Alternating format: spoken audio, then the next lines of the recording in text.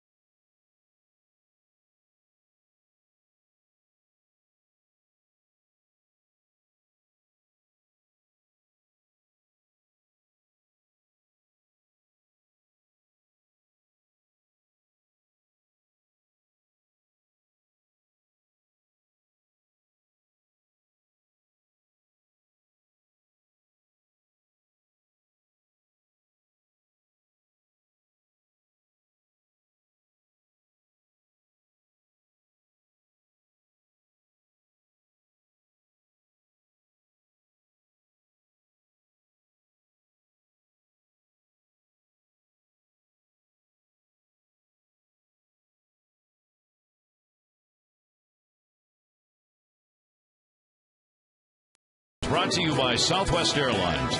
Go to southwest.com. Grab your bag. It's on. And by Mitsubishi. Test drive one today at the Dare to Compare sales event. Great to have you with us for this day game at Camden Yards. And we were talking about last night. And Michael Gonzalez, who returned to the team, is supposed to be the closer. And as far as anybody knew last night, was available to come on and pitch. Well, he didn't. And Dave Tremblay wasn't very happy about it because he had him up in the bullpen at a time when he intended to use him, Mike. Well, we certainly could see what was developing. So we knew that Carl Crawford was on the bench. We knew that Gonzalez was up. And then all of a sudden, Crawford is announced into the ballgame. And he lets certainly Meredith pitch to Crawford. It worked out okay there, but you could see that there was something wrong with the chain of events. And my understanding was that he called back to the dugout and said he was unavailable to go, which really forced Dave Tremblay's hand to stay with young Brian Matusz a little longer than he probably would have liked to leave him in a position to lose the game, and also have to hurry Jim Johnson into the game. So it set in motion a whole chain reactions for that bullpen that was really unacceptable. And note, it was the pitcher who called the dugout to say, I'm not available, when the manager thought he was.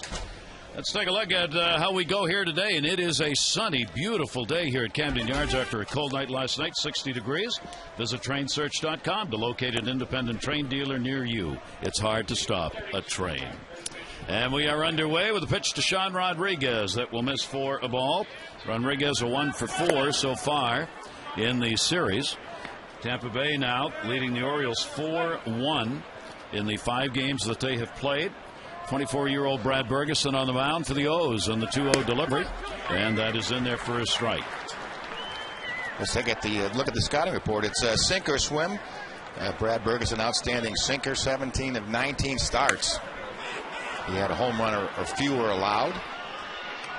The second was April Showers, which certainly talk about. He's had his difficulties in April with about a 7 ERA. Other months much better in the 2s, and the last one would be certainly turn a pair, referring to Jason Bartlett, who is not in there but has been a Oriole killer.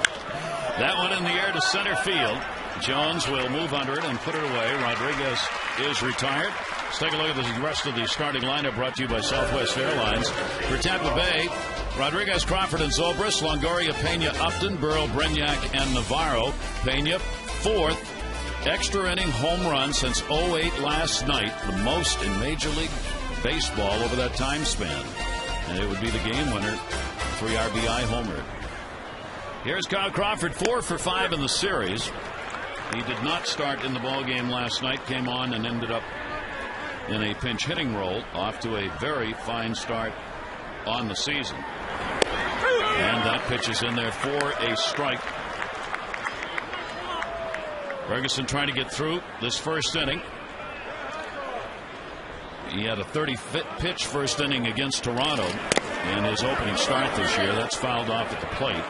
Obviously about double or more the number of pitches you want to throw. So Ferguson wants to get through this first one a whole lot quicker.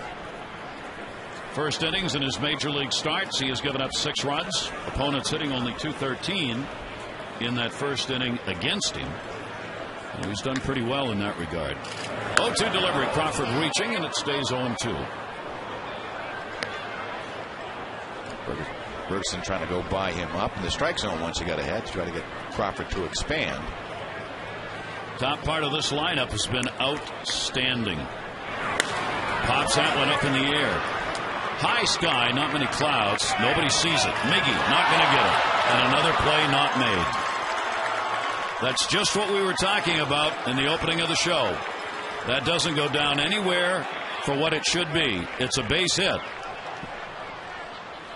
It's like his tour is having a little bit of trouble with the sun, and then there's just no communication. And you can see the look, Miggy taking a look over at his tourist, and his tourist looking back. They're calling it an error. Son of a gun. Usually you don't get that. E5 is the call on that. That is in the official scorer's discretion. The ball does not have to be touched to be an error if the play should have been made, but generally you don't get it. Now the question, Joe Madden, talking with Joe this morning about this plays not made thing and about errors, he said, I want to know, and he had a note on top of the scorecard. He said, I'm going to find out how many extra pitches are thrown in an inning that's extended because of an error.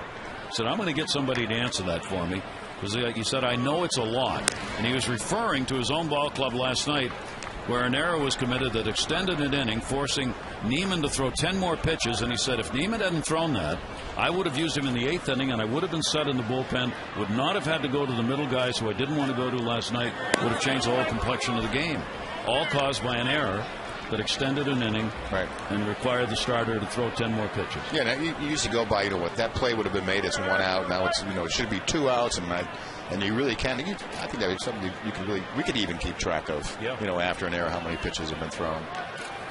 2-0 count, run around at first base. Zobrist up. 7-game hit streak. Zobrist will take that one for a strike. Real good start. 323 for him. He's picked up 3 doubles.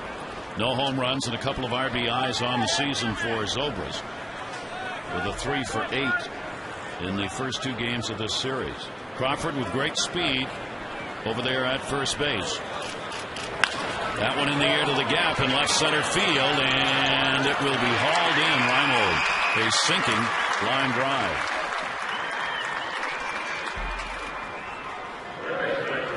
Let's take a look at the defense. Nolan Ryman will be out in left field. Adam Jones in center. Nick Markakis will play right field. Tejada and Sturz on the left side. Wigginton back out at second base. And Atkins at first. And getting a start behind the plate today, giving Matt Wieters a day off. Tatum will be behind the plate. First day off for Wieters, just because he needs to have a couple once in a while. Here's Longoria. Longoria's only 1 for 7 in the series so far, but always a danger. He's got a couple of home runs against the Orioles already on the season. Crawford at first base, 2 away. Ferguson trying to pick the ball club up after the error committed. He should be out of the inning right now. So all these are extra pitches. Strike taken on the inside corner. 0-1. That's exactly what you're talking about. Plus, it changes the complexion of the inning. You don't know how he. Well, and many times it'll maybe roll a lineup over. Yeah. It brings up the top of the order around quicker. All those things compound the problem. Longoria will take the pitch inside, and a 1-ball, 1-strike count. I don't know that I've seen Dave Tremblay any quietly madder than he was today. Oh no, I was down the clubhouse very early, and he was venting. He was not happy with the club's performance. A strike taken. And he said at one point during the press conference with the press today, at one point about all the questions that were being asked about mistakes the Orioles are making or hits they're not getting, whatever, go ask them. And when that's stated by a manager, that's an upset manager. 1 ball, 2-strike count. Crawford at first base. Grounded down to third. That'll be a foul ball. And it will stay at 1-2 on Longoria. For Dave Tremblay, he wants to see some solid play. No more excuses. Plays not made have got to be made. The Orioles just do not have the latitude of talent to make mistakes and make up for it. 1-2 pitch. Slider will miss outside. 2 ball, 2-strike count. Longoria with a runner at first and 2 down. Orioles are going to head out for a long road trip, so they would dearly love to get a W under their belt, get this 5-game losing streak over with. Crawford off first, 2-2 delivery outside to Longoria, and the count goes full 3-2. Well, and there's mental errors and there's physical errors. Physical errors are usually tolerated a little better by a manager. You know they're going to happen, but it's been the combination of both, and sometimes both on the same play. That's why you drive you nuts. That's why you have spring training, and you want to address the problems. You know what they are. You know the coaching staff has said these things many times. Remember Ray Miller used to call them sort of ABC type players. You give them A. When you think they can handle A, you hand them B, and then when you think you're ready to hand them B, then you give them C, and then they forget about B, and you're back to A. And it's kind of seems like what the coaching staff is feeling a little bit. And here we are with the extra pitches because of the error. Now there are runners on at first and second as Longoria draws the walk. 8 extra pitches, if you will, have been thrown because of that error so far. There are 2 down, but a scoring chance, and Pena's coming up. And he has been just a pain for the Orioles. Been a pain, yeah. Mr. Home Run hitter here. Who, what do we figure? He's got 3 infield hits? He had 3. I think he has 5 on the year, and the rest of the Rays ball club. And it really does seem to be he's hit against the shift. If you play the shift, he hits a dribble to third base, and if you make a mistake, he hits it over the fence. So it really doesn't matter where the defense in the outfield plays. That one in the air to left center field. He tagged that one. It is deep, and goodbye home run in an inning that should have been over. Extended by an error. Tampa Bay gets a 3-run homer from Pena and a 3-0 lead.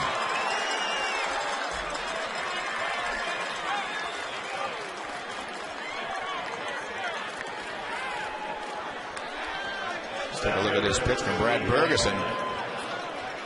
Sinker, not a horrible pitch, but the power of Pena to stay back and just hit a rifle shot into the Orioles bullpen.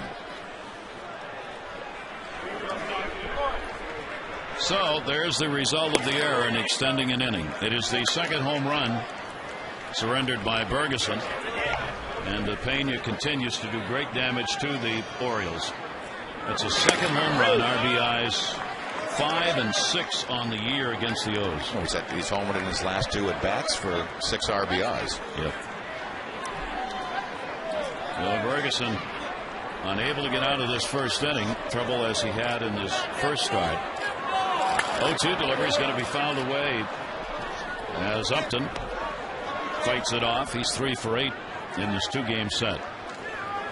And Brad Ferguson, a tough first inning. 7 for 28 for Upton, and the pitch will be taken inside. Just missed. 1 ball, 2 strike count.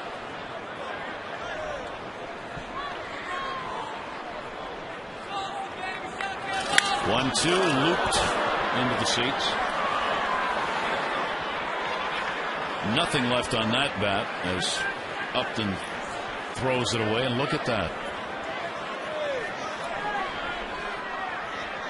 Yet the maple bats continue to be used. They are being collected, I believe, by the umpires here. They take all these and send them to the headquarters in New York.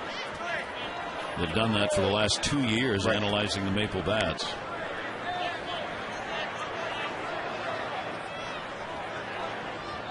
Well, the players like them because they're harder and lighter, but therefore when they do break, tend to splinter more than the ash. 1-2 delivery is taken down low.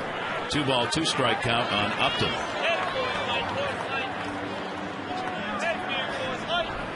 Ferguson with a 2-2 delivery. And that will do it, but damage done. A big error made in the inning, keeping the inning going for Pena's 3 RBI homer.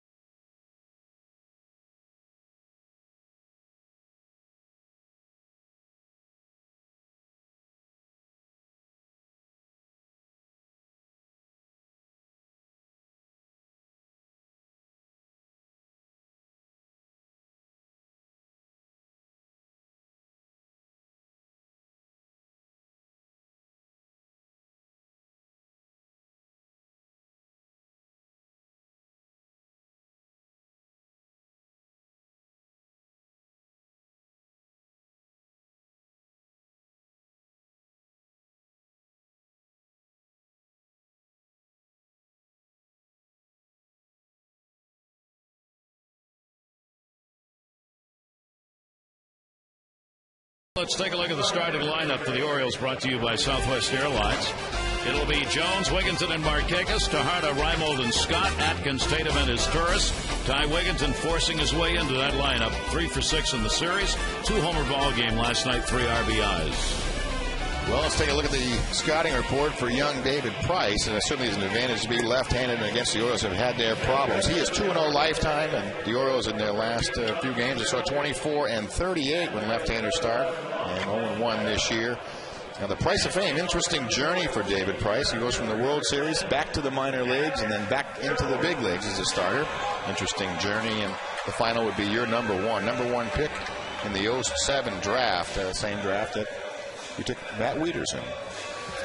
Price has a 2-0 mark against the Orioles with a 3.12 ERA. He has not allowed a home run against the Orioles in the starts he's had against them. And one of the Tampa Bay hopes in that rotation to be a long-time starter. Adam Jones will lead it off. Adam's got a 3-game hit streak coming into this. Adam hopes that his fortunes during day games continues. He's always put up solid numbers when the sun is shining. 1-0 delivery for Price, showed bunt, takes a strike. In day games, 2 for 8, triple, 2 runs scored this season, and last year Oni Ichiro had a better season average for day games. Jones at 369. We'll try and continue that here today. 1-1 delivery to him is a strike on the outside corner from Price. Orioles losers of their last 5. 1-7, 5 games out in the East. Tampa Bay 5-3, the game behind. They are off to their best early start, Tampa Bay is, in their history. They have never had a 5-3 mark after the first 8 ball games. Even a couple of years ago, and they made it into the playoffs. Breaking ball, off speed up high, chopped away. Count stays at 2-2.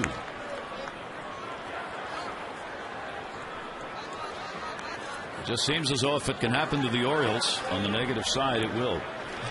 I mean, it's just day in, day out. It's what next? Yeah, sometimes you can feel it, and then you think it's over. And again, today I came to the ballpark figuring it's all behind us now. We got everything out. It seemed like it was chaos from the time we got to the ballpark this morning, and it really has carried over into the ball game again. That's going to miss outside. Price with a 3-ball, 2-strike count now on the Orioles leadoff batter. For Jones last year, 246 off lefties, 295 off righties.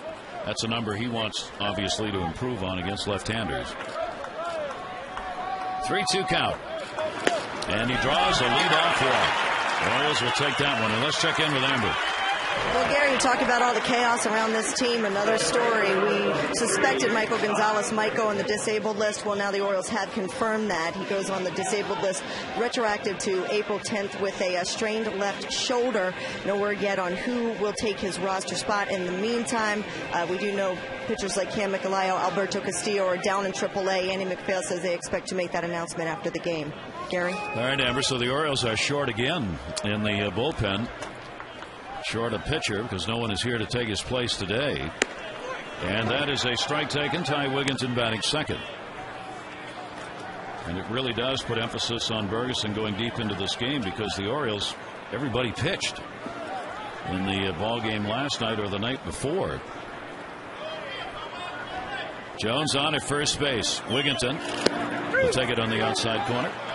Outside the bullpen has already been stretched. It's only 8 games in. Wigginton a real big night last night, contributing mightily to the offense. We talked a lot about the changes in the lineup, but it was really Wigginton down at the bottom that did the majority of damage.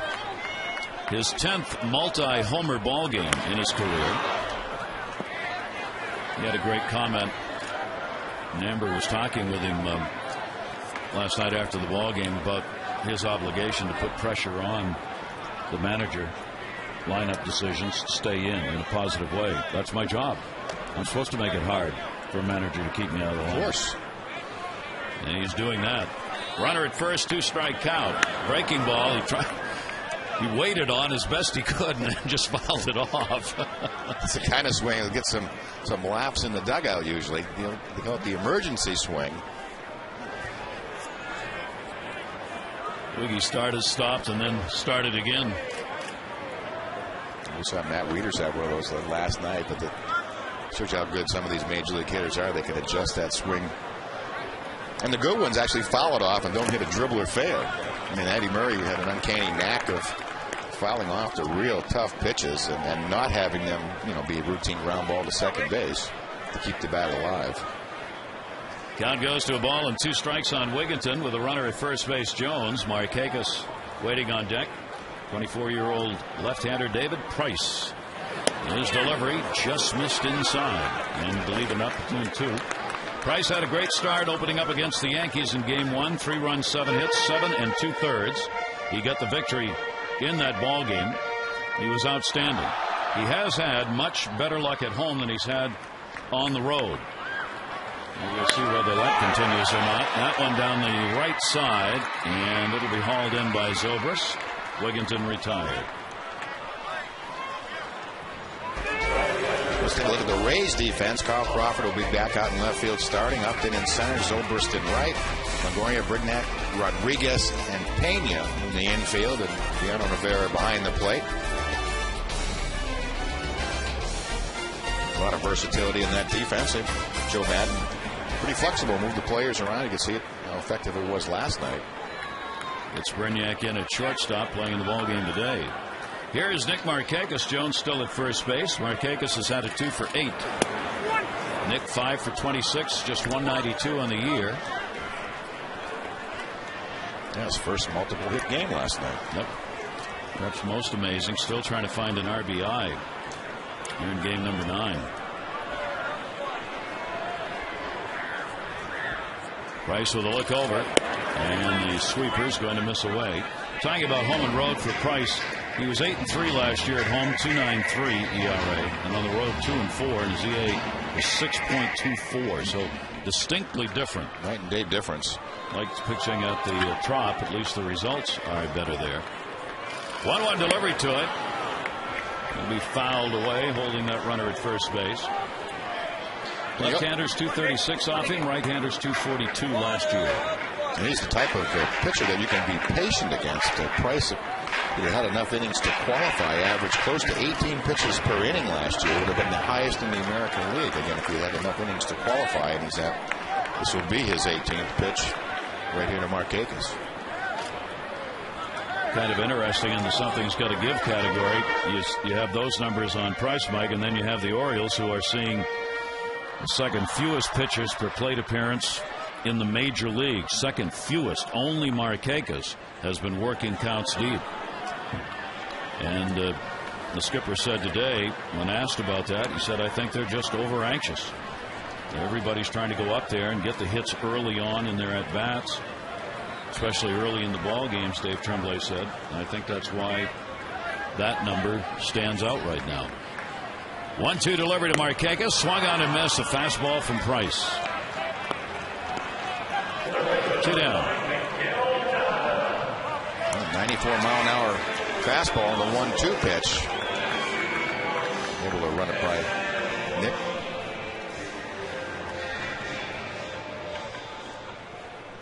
Miguel Tejada. Big numbers against left-handers last year. Hit .326. 3 of his 14 home runs came against southpaws last season. He, like most of the rest of the O's, struggling at the plate with that .212 average. A couple of doubles, 1 home run. Does have 6 RBIs. He's been about the only Oriole hitting with somebody on base. The problem for Miggy has been when there's nobody on, he doesn't hit at all. That's right. 0-1 count.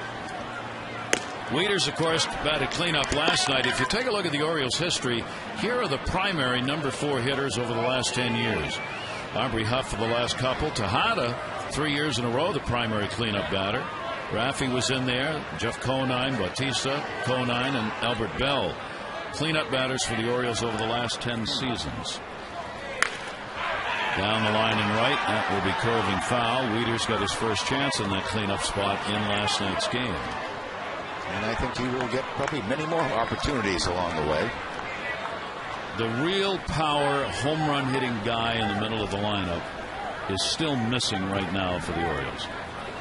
I mean, Wieters may be that one. Miggy's not that one. He's a doubles hitter, right. On base percentage. I mean, nothing wrong with that, but not that big thumping bat in that number 4 spot.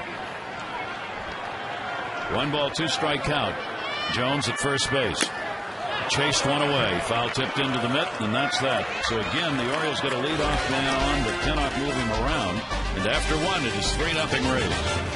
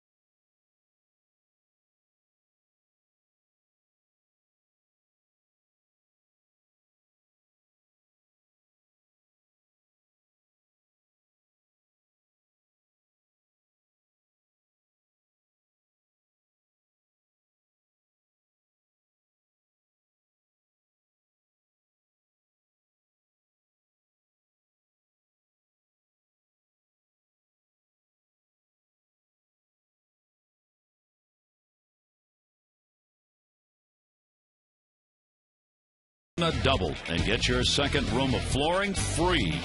Call 877-241-LUNA. Ferguson ready to go. You saw the double leaders early on in the season. Extra base hits result in runs, and the Jays are getting them along with the Dodgers, Marlins, Phillies. Right up on top. Blue Jays off to a good start. Really good. Surprisingly good start. Burrow 1 for 4, designated hitter, 1 for 4 in the series. And we'll take the pitch away in a 1-ball, 2-strike count. 4 for 20 on the year. And we'll foul that one off. Tampa Bay comes in 5th in average and 6th in runs on the season. The Orioles are 10th in average and 12th in runs. Tampa Bay, their ERA, 10th overall in the American League, fouled away again, while the Orioles are 12th. The Tampa Bay high ERA is largely a result of their bullpen, and for the Orioles, much the same. 1-2 delivery to Burrell, and he fights it off the other way. Tick-tacking right and left here on foul balls and holds the count at 1-2. Yeah, Ferguson just trying to stay right around the knees with everything. That outstanding sinker slider combination. 1-2 delivery on the way. Burrell, did he go? Yes. First base umpire Tim Timmons racks him up, and Burrell's out of there. Let's take a look at our Mitsubishi game flow. Yeah, going back to the first inning, some indecision between the Stores and Tejada. Falls in, and a couple of batters later, Carlos Pena has had an outstanding series. He either hits him 30 feet or 430 feet. 16 extra pitches because of that error, and the home run came after that error. All the runs were unearned in the first inning. Pitch is taken for a strike. Our game flow brought to you by Mitsubishi. Test drive one today at the Dare to Compare sales event. Right, on a day when you know the bullpen is thin, the pitch count is critical. Reed Brignac, he will foul that one off. He's starting at shortstop. He had a 2 for 4 in the other game that he started against the Orioles. Brignac will move around in the infield and maybe even play a little outfield this year. And you can see the compounding effects when the bullpen struggles. To go back to the last 3 Orioles starters, you know, Millwood 7 2/3, outstanding. Guthrie, and certainly Matusz last night. It has that effect, and it sort of compounds the problem if your bullpen's struggling, and then all of a sudden, you know, it's a situation where you usually use the bullpen. Then you're in trouble. Quietly, you can tell there's a loss of confidence. Brian Matusz is going to be joining us on our Wired Wednesday. We'll also be talking with the skipper, Dave Tremblay, coming up during our broadcast. 2-2 delivery to Brignac, and he's going to put it to center. Jones coming, will not have a play. So Brignac on with a 1-out single. And Navarro at the bottom part of the order coming up. Talking about the bullpen, the Orioles bullpen is now 12th in ERA, while the Rays is 10th. So both bullpens have had their problems. Orioles starters are 7th in the American League in earned run average, while the Rays starters are 3rd, and it's a substantial, almost a run, one whole run better for the Rays starters than for the Orioles starters. That's been much the part of the success to Tampa Bay's 5-3 record. Navarro, there's what Mike was talking about. Yep, Kevin Millwood, Guthrie, and Matusz all into the 7th. We're actually up for the 8th inning in most cases. Starters going 7-3 consecutive games. Ferguson, the 0-1 delivery, boxed by Tatum. Runner will stay at first base. Ferguson, the Jim Palmer winner, is the pitcher of the year in 2008. He made it to the majors, of course, last year, and then his season cut short, and then wicked line drive by Billy Butler that caught him in the shin and ended his year on July 30. And he had to go through a lot of work and pain to get back here this year, because that was really a shot. Yeah, he was probably the Orioles' best starter last year. 1-1 runner going, swung on, hit in the air to right field. Markakis with a runner coming back to first base, and there are 2 down. Brignac still at first, 2 away. That breeze gently blowing out right now towards center. Gorgeous day after the cool night last night. The temperatures by the time the game was done, about 40 degrees. Sean Rodriguez in the leadoff spot, flying out to center field, his first time up. Strike taken. 3 for 18. 1 RBI for the young second baseman. He came over in the Scott Kazmir deal. He's got power. At least he had power in the minor leagues, as well as some decent speed. Yeah, multi-talented player. Had a great spring training, forcing his way onto the ball club. Looking about at every department, and he's also the last man Brian Matusz faced last night. Ferguson trying to get out of this right here. 0-2 count. And does. Gets the strikeout. That is going to be his third of the ball game. No runs on 1 hit, no errors, and a base runner left on. We go to the bottom of the second of our day game. 3-0 Rays.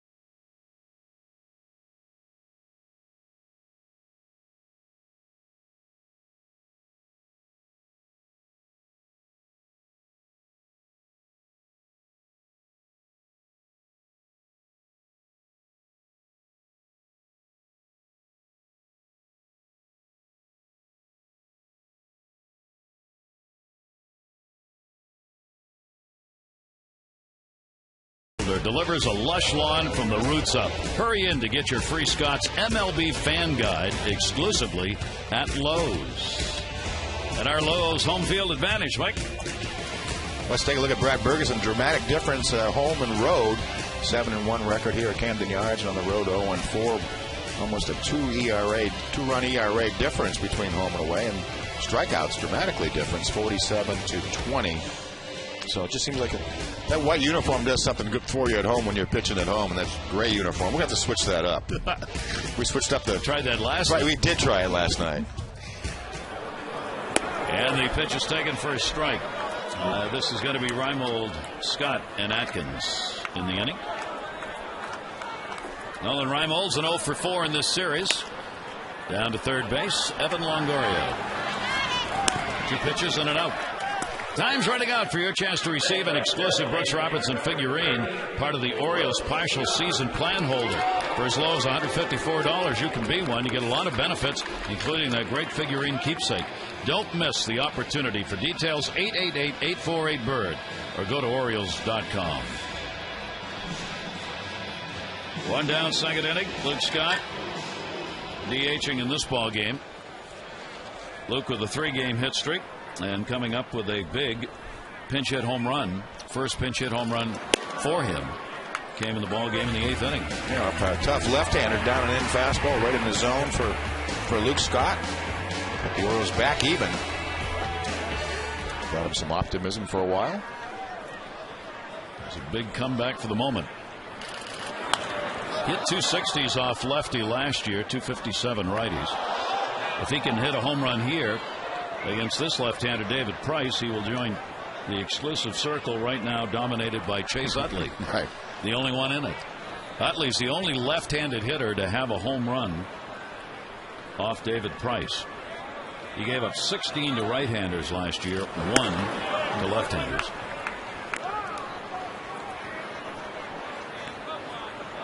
this Tampa Bay staff could probably have a pretty good NBA team. You got Price at 6'6", and we were talking about some of the other starters. Jeff Neiman, 6'9". And that's how you get away with that shift. He's got a base hit, so Luke Scott picks up the single with one away here in the second inning. The Orioles getting their first hit of the ball game. And Garrett Atkins coming up. Yeah, the Orioles as a team have never had a home run off of David Price.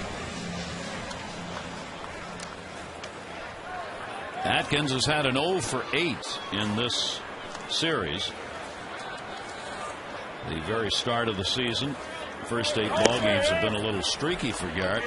He's hitting .250, 7 hits, 28 at bats, 3 doubles for the extra base hits, and 3 RBIs. Price's delivery to him, and that'll be a strike.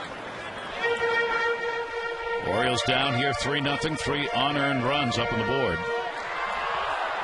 Virtually all of Atkins' batting average last year came against lefties at .268. As he hit a .199 off right-handers last year.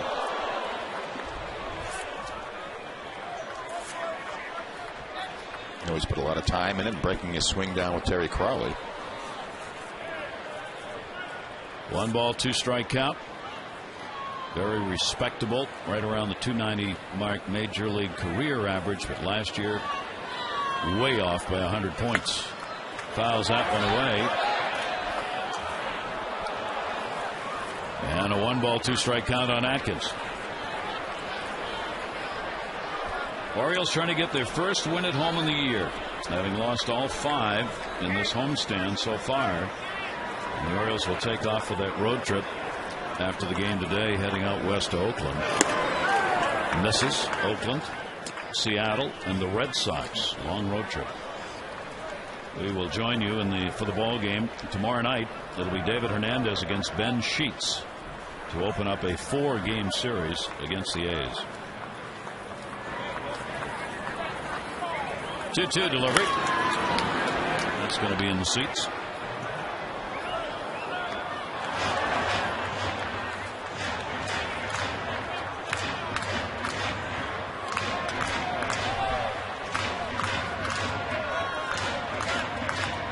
Quiet, watchful manager. 2-2 delivery. Breaking ball that he got out in front of and just tops foul to hold the count at 2 balls and 2 strikes.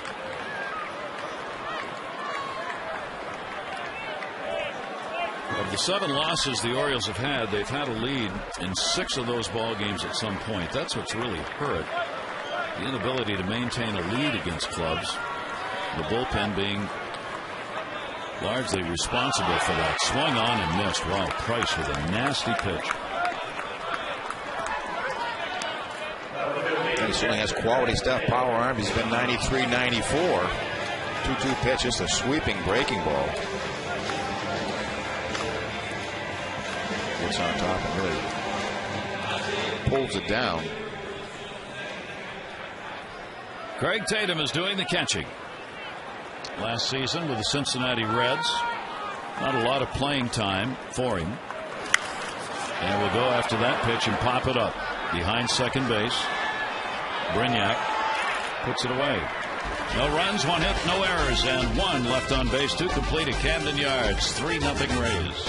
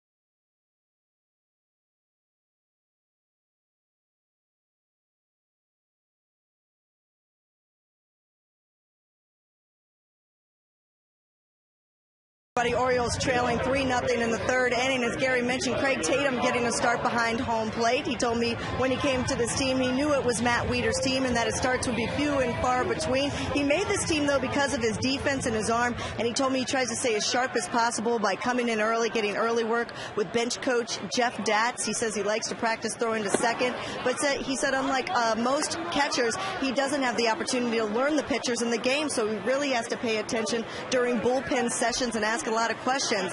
Now, as far as a person, he grew up in Mississippi, a very small town, and he's pretty simple. There's not a whole lot to him. I asked him what he does in the off season. He says, I duck hunt, I deer hunt, I hang out with my wife and my 2 dogs, and it sounds like a country song, doesn't it, Gary?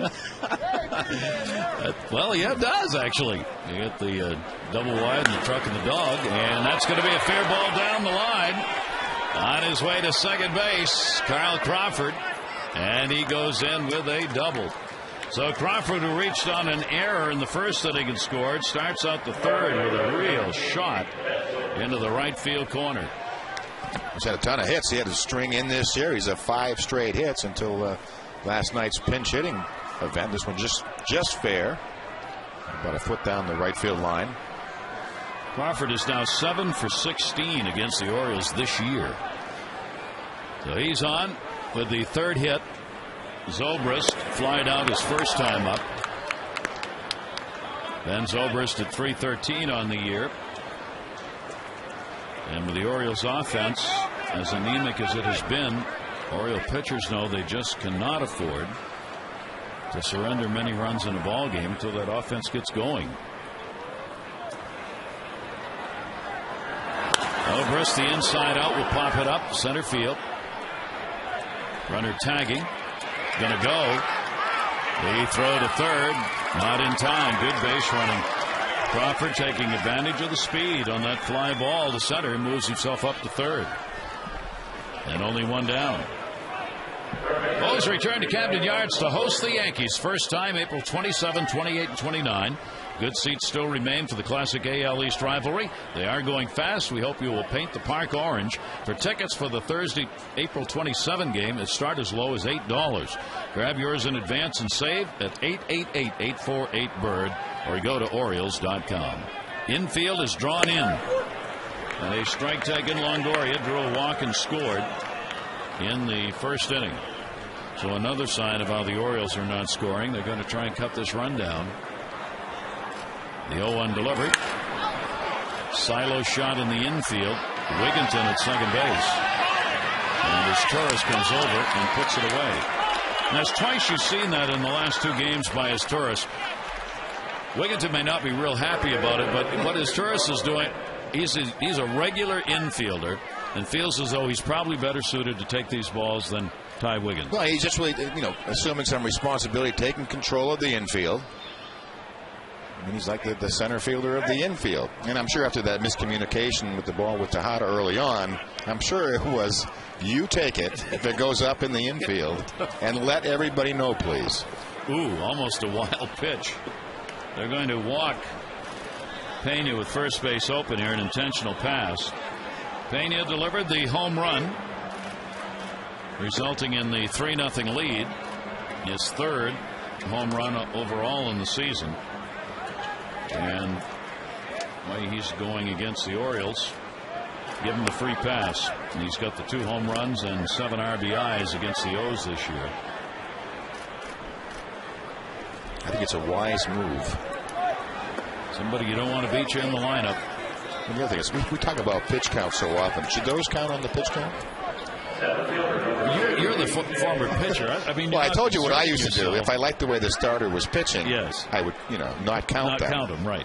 But I mean, those were thrown at 30 miles an hour, and now his pitch count is up to 58. I wouldn't count those. I don't think they should be. No, there's no effort. There's no, and I don't mean just how hard you throw. Right. I mean, you're not doing anything. If we're going to count those, then we should probably count the throws to first base. Or the bullpen warm-up. Well, we've been through that too, haven't we? Yeah, his pitch count is actually 163 right now. Upton on the slider away. Upton, a strikeout victim. His first time up. Batting at .241 on the season. And has runners on at first and third. 0-1 delivery. Good stop by Tatum, and the pitch down and away. Upton 286 with runners in scoring position. He's gone 2 for 7. His Tampa Bay team has been among the top 3 in the majors early on with that batting average with runners in scoring position as a team. They've been able to pick up the key hits. 1 ball, 1 strike count. That one in the air. Did he get that? Left field. It is way back, and goodbye home run. Another 3-run homer. This time by Upton, and a 6-0 Rays lead.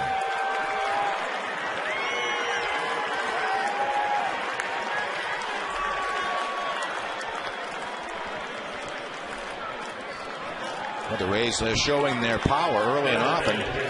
Belt high sinker, and Upton does not miss it. You can really tell by the sound of it off the bat. And that ball hit in the air right center field. Pat Burrell-Jones is not going to get it. It'll hit off the base of the wall. And Burrell follows up on the first pitch after the home run, driving one to the deepest part of the yard, and he has got a double. And Brad Bergeson having a very tough outing here. And just not getting that sinker down, and they're all staying belt high, and it really does lose its effectiveness because most of the sink is really more east-west movement than north-south. Really needs to, if he's going to miss lower than the strike zone. Rick Kranitz out, pitching coach. Brad Bergeson's second start. Upton, by the way, getting his first home run of the season, and now has 5 RBIs. 3-run homer Pena, 3-run homer Upton. Burrell at second base. These runs coming with 2 down. And a strike taken Brignac. Brignac picked up a single his first time up.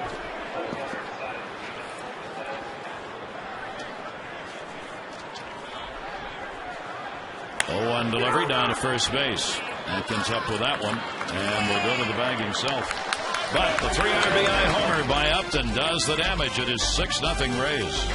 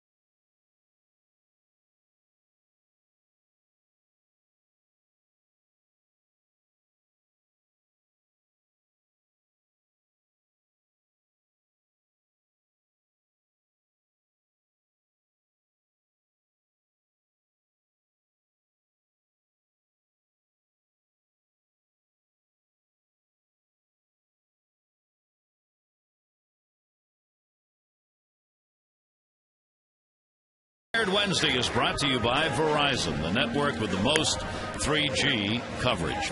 And the skipper, Dave Tremblay, joining us. Skip, not an easy time, obviously, to do this. Can you update us on Gonzalez and where you are as far as the bullpen's concerned right now?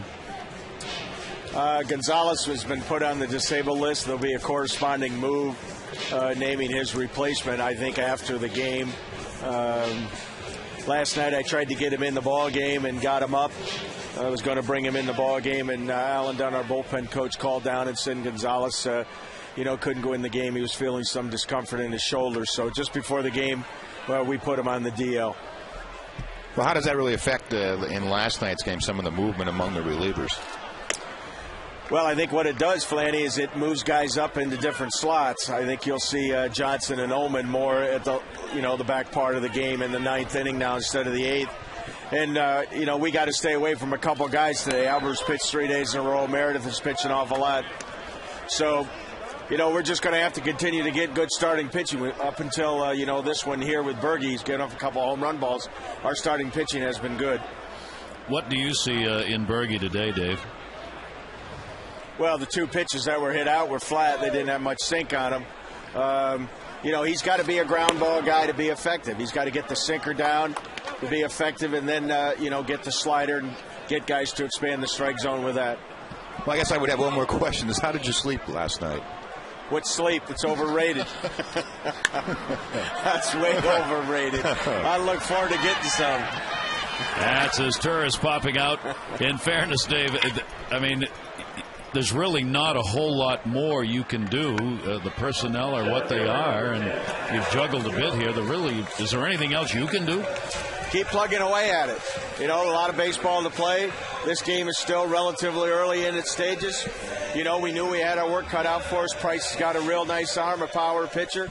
Let's make him throw some pitches and see if we can put some runs on the board. All right, Skip, we appreciate it. Thanks very much. You're welcome. Thanks. Dave Tremblay, skipper of the Orioles, on our Wired Wednesday. There's Torres on the pop-out, first out. And Adam Jones drew a walk his first time up and was stranded. 1 down. 6 runs, 5 hits for the Rays, no runs, 1 hit, and an error for the Orioles. 3 of the runs for the Rays unearned in the ballgame. David Price, 1-0 pitch. Now you would believe David Price, this is where the pitch per innings that he is very high in. You would think now with a 6-0 lead early, he'd cut that number down. Right, with each of those runs on the board, is really more freedom to sort of, here I come. He's only at, I think, 44 at last count. But, it's pitching to the scoreboard. You have a 6-run lead. You really should be, the goal should be, let's not walk anybody. Let's not fall behind anybody if we can. And Jones swinging on that one that's down low, 2-2.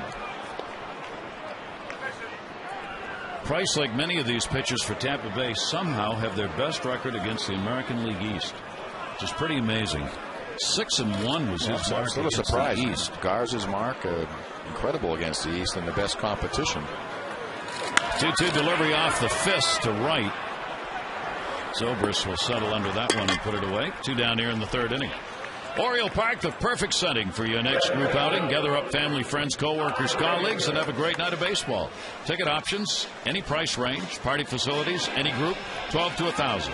Oriole Park, great place for your next group outing. Call the Orioles, 888-848-BIRD. Sun-drenched crowd on hand for this one, 60 degrees at the start. 2 down, bases empty. Ty Wigginton flied to right his first time up and nails that one back into the screen.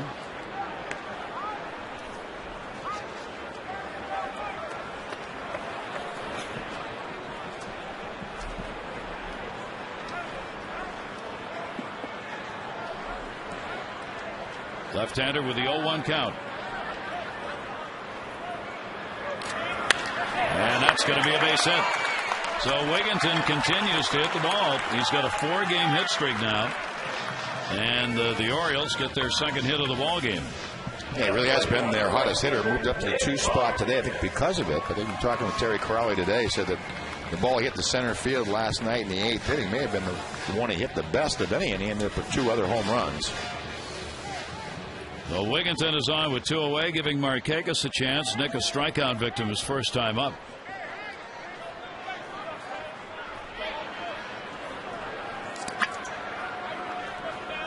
David Price with a walk and 3 strikeouts so far.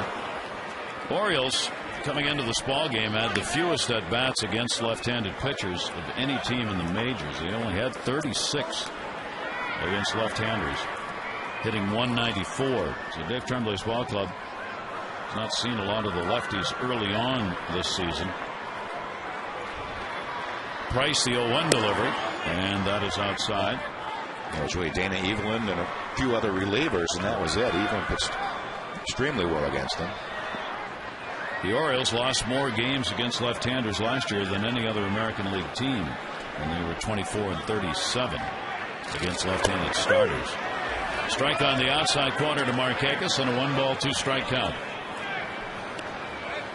Wigginton on at first base, 2 down. Tampa Bay trying to sweep this 3-game set.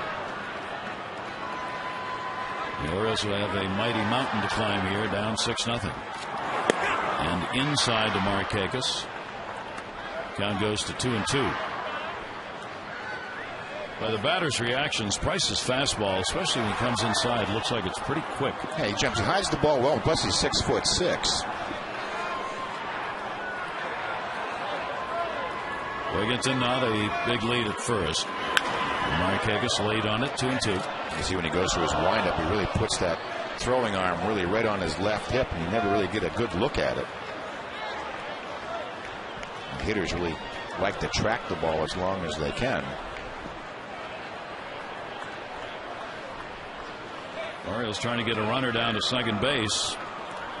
Have not had one in the ball game. 2-2 delivery right there. 4 strikeouts for Price. Markakis has struck out twice. No runs, 1 hit, no errors, and 1 left on base. 6-0 Rays.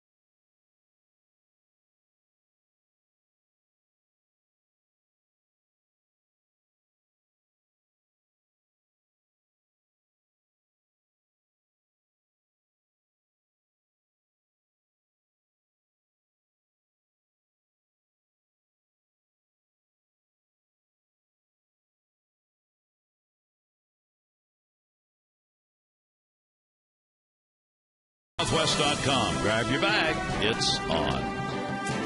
With Mike Flanagan and Amber Theo Harris, I'm Gary Thorne. Great to have you with us here in Birdland. It is a struggle again, 6-0. As the Orioles, plenty of time left to go as we go to the 4th. 6-5-0 for the Rays. Ferguson's delivery to Navarro. Reimold over and does not get it. It will roll all the way to the wall, and Navarro will go into second base. And there's another one. High sinker from Ferguson.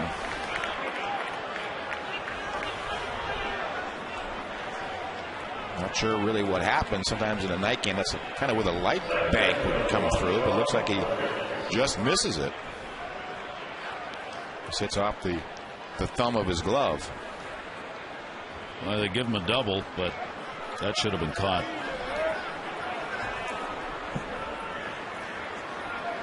John Rodriguez with a runner on at second base. Rodriguez has struck out and flied out.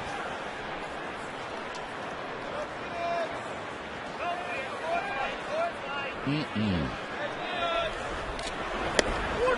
a strike on the outside corner.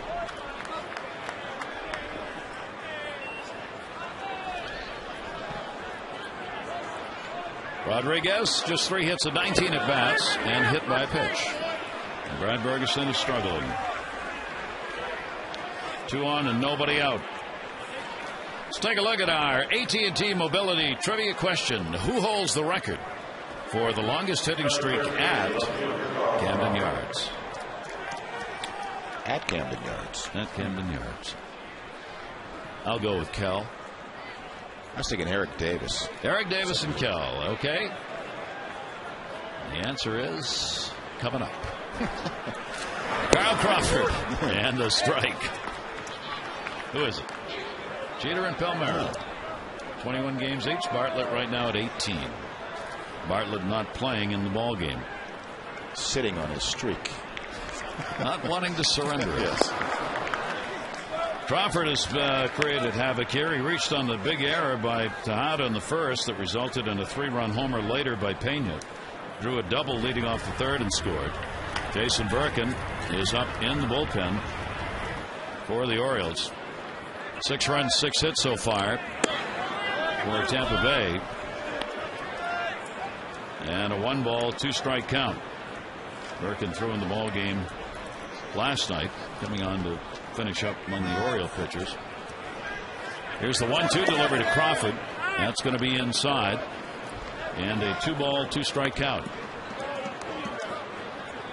Well, that pitch count continues to rise for Bergeson, up in the 70s already. Just starting off here in the 4th.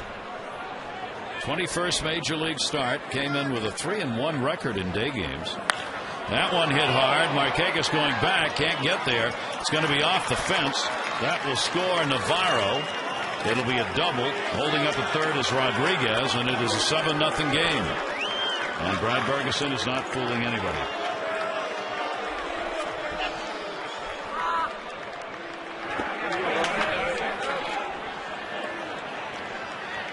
Nope, the high sinker's not that of effective of a pitch. And Crawford had just been on fire. 2 doubles in the ball game for Crawford. And take away his pinch hitting at bat last night. About 8 hits in a row, I think.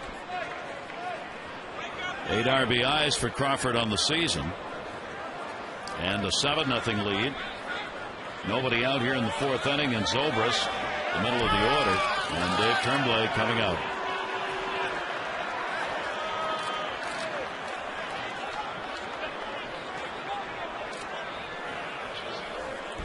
So the change will be made. Brad Bergeson is out of there in a very tough second start. He lasted 4 2/3 in his first start, 3+ innings in this one. Birkin on.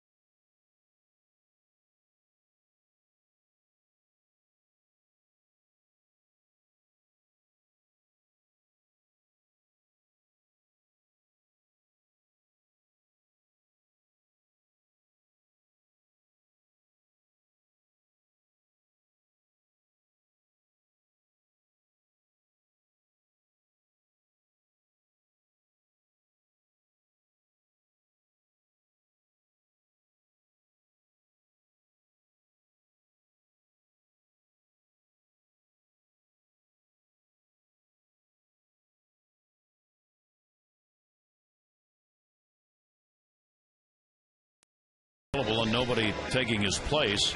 Jason Birkin, who pitched last night, will come right back here this afternoon. Right, he retired I got the end of the game last night, the last couple of outs. So last pitcher last night, first one out of the gate this afternoon. I think really just try to give Dave Tremblay a break here and give him a few innings of work. Nobody out here in the 4th inning. Runners at second and third, the responsibility of Brad Bergeson. And Zobrist up. Zobrist with a 7-game hit streak. First 2 times in this ball game, he has flied out. And Birkin's pitch to him will be taken inside for a ball. So Zobrist gets an RBI opportunity. He's 3 for 9 with runners in scoring position coming into the ball game. Did not get it done in the 3rd inning when he had a runner on at 2nd and flied out. Numbers versus Birkin. 303 on the year.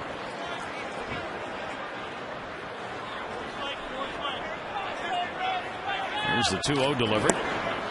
And Birkin will miss down low with it. And the count goes to 3-0. Yeah, I think everyone in the lineup has already reached base except for Zobrist. And he has been one of their hottest hitters. 3 hits, 10 at bats in this series. Zobrist takes it, and the bases are loaded.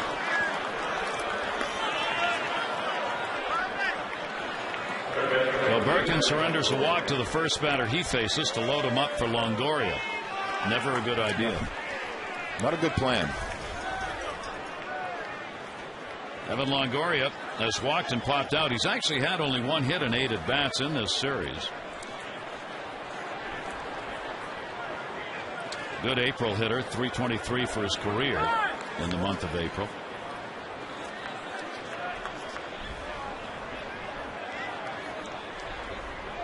Orioles stay back, looking to get the double play here with nobody out. Longoria, that's going to be a base hit just under the reach of his Torres. Rodriguez will score station to station on this one. Longoria gets an RBI with a base hit, and it is an 8-0 lead, and the bases remain loaded. Right up the end of the bat, a little miss hit by Longoria just out of the reach of his Torres, and sort of sums up the day. Just out of the reach, over the fence, in front of, right off the end of the bat. It's certainly strong enough to flick it out of the infield. Now Crawford's the lead runner. Zobrist with a walk at second base on Longoria, the single on at first. Longoria picks up RBI number 9. He is the RBI leader for the Rays. Here is Pena, 3 RBI homer and an intentional pass, and would score. The intentional walk given to him in the 3rd. And the next batter up, Upton, delivered a 3 RBI homer himself. Pena's at .333 now with 3 home runs and 10 RBIs on the year.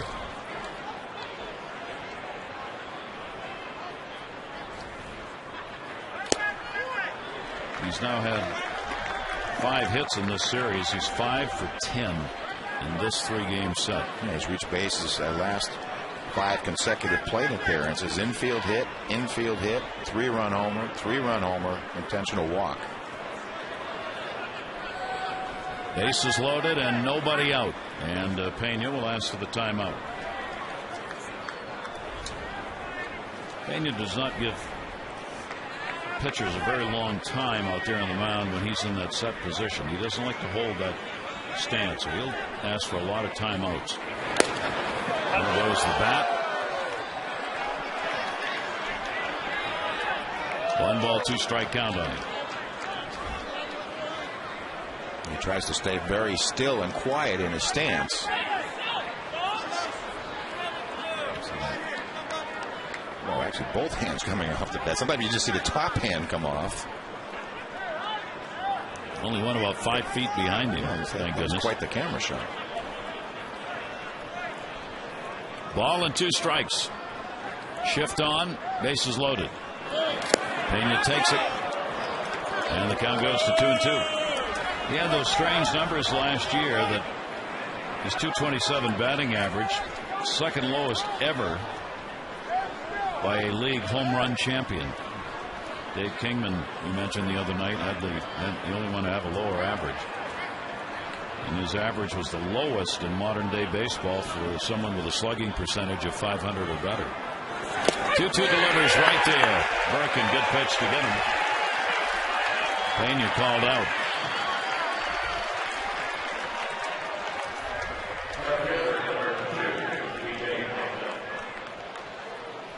Damage earlier, 3rd inning. Upton. Go back to B.J. Upton, hanging sinker from Bergeson. And again, that's the thing about this Rays lineup. You can see when the lineup is functioning extremely well. You see Longoria, and then you look behind him, and then you look behind him, and it's Upton, and it just sort of rolls over very smoothly when it's clicking on all cylinders like the Rays offense is. Upton will take it. Let's check in with Amber. Amber?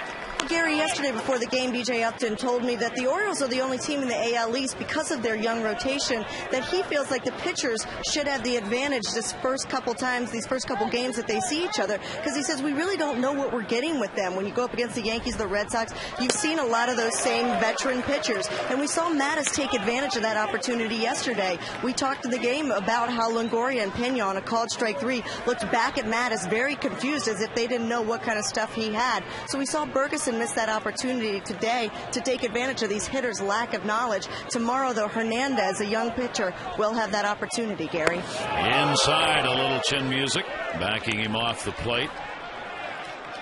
1 ball, 2 strike count. Straightens Upton right up, very effective inside fastball. It is amazing how seldom we see that anymore in this modern age of baseball. 1-2 delivery in the way. That's down low. 2 ball, 2 strike count. When's the last time you saw a player really hit the dirt from a pitch inside? Yeah, probably John McDonald. Yeah. Remember when McDonald went down on the low and away fastball? And the pitch wasn't even close to hitting him. Yeah. And he wobbled away. I mean, when pitchers came after you, it used to be in a ball game, you went down on your backside if you were hitting well. 2-2 delivery, and a grounded is short. Force at second base. Over to first, and there's the double play. So the Orioles get the one they needed with the bases loaded. A couple of runs come in here in the 4th, though, and it's 8-0 Rays.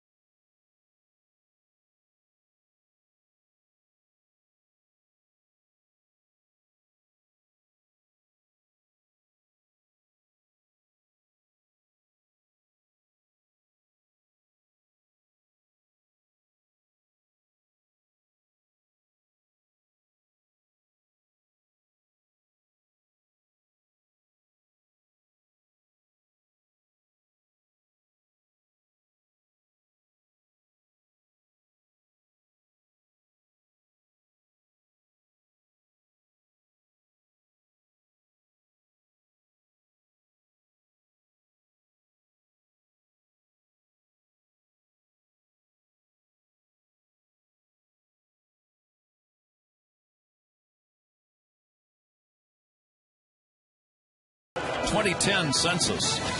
It's not too late. Fill it out. Mail it back. Your census form. Do it today. Do it. What's the date today? 14th. Bring anything already? Did I what? Taxes? Oh, no. No? Forget it. Forget it. If I didn't fill out my census, they can't find me. Now they know. I just put your address and number down. You take care of it. That's why I keep killing those Dunning notices. That hate mail. I know there's an accountant out there somewhere trying to figure out why I won't answer the phone. Here's Miguel Tejada, strikeout victim his first time up. David Price in there with a strike. 8-0. All 8 runs charged to Ferguson. 5 of them earned. 7 hits, 3+ innings. 2 walks, 1 intentional, 3 strikeouts, and 2 home runs off the Orioles starter. So that's going to boost the numbers. 2 strike count. Tejada, Reimold, and Scott due up here. McGee just 7 for 34. And that's down low for a ball.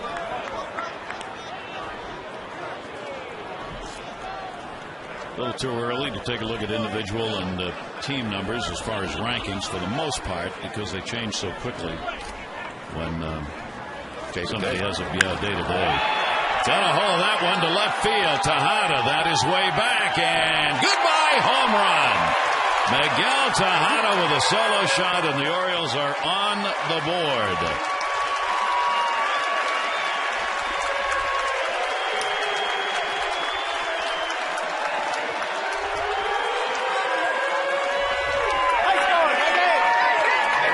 It's a rare occurrence against David Price, who rarely gives up a home run, has not given up one to the Orioles.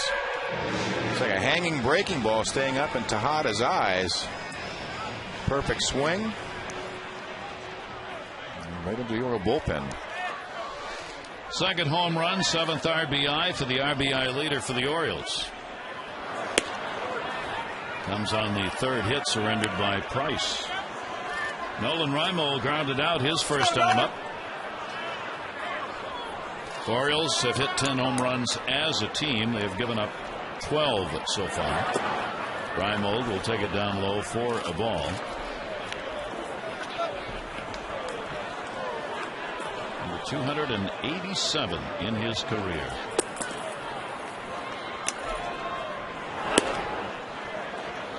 Taking a look, Oakland will be the next team the Orioles face. They are the second leading run producing team, even though they're 9th in average in the American League. Here's the 2-1 delivery. Ball game tomorrow night from Oakland. Mark Ellis has missed a couple of games. Their second baseman, he's got a hamstring problem day to day. May get a chance to see Eric Chavez playing. He's their DH, but hasn't played a lot over the last week. That one in the air to right center field. Upton on his horse. Reimold retired. One away. Now your company can entertain clients and colleagues in the sophisticated yet casual setting of Orioles Park's exclusive club level. With a 10-game Orioles private suite package, you get a fully catered suite, 14 guests, 10 games. You can bring you unrivaled business entertainment options, complete with parking, your firm's name on the suite door, and tons of extras. For details, 410-547-6092, or go to Orioles.com. For sophisticated yet casual. A strike on the outside corner to Scott. He's singled his first time up, now has a 4-game hit streak. Oakland surprisingly leads the American League in ERA right now. The pitching has been a whole lot better than expected. The number, we were talking to Mike before the game, I'd look, here are the Orioles, who have given up more runs after the 8th inning than any 7th inning than anybody, and Oakland has scored 50% of their runs in the 7th on. So disturbing. And something's got to give category. Here's the 0-2 delivery by Price. Broken bat, and Longoria's got it. The shift. Just enough that time to get Longoria in position to haul it in. Yeah, the shift in general overall in the series really hasn't worked out for either side, but in this case, Longoria in that shortstop hole.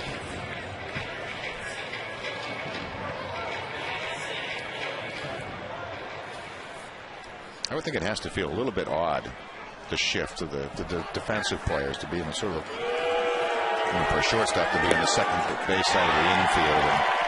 And you really don't see a lot of work put on the shift, really, in practice or infield or that sort of thing. I would think it would feel strange. You don't see a lot of ground balls taken by the second baseman in right field. Not many. No, not many. Or double plays, 6 to 5 to 3 around second base. Yeah. It's just 2-0 count on Garrett Atkins. Atkins has struck out 0 for 9 in the series. Center field Upton. So the Orioles get on the board as Miguel Tejada leads it off with his second home run of the season. And the Orioles now trailing in this one 8-1.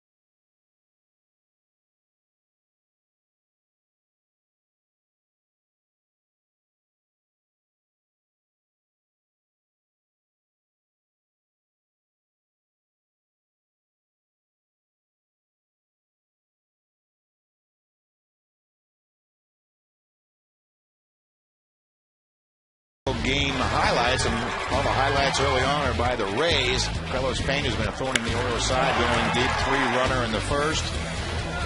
Upton adds a 3-runner of his own. And then on the Orioles side, really Tejada supplying the offense. Here's Pat Burrell, 33-year-old veteran in the DH role, who popped out. I'm sorry, has doubled and struck out in the game. Burrell hitting at .227, looking for his first home run and first RBI.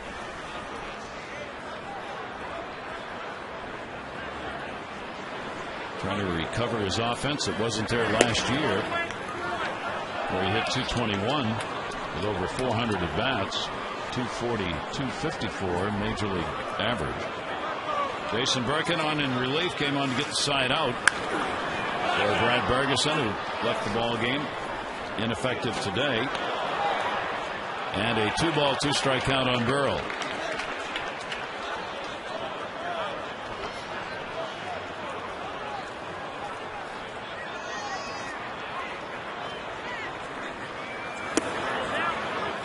Takes that pitch down low. 3-ball, 2-strike count.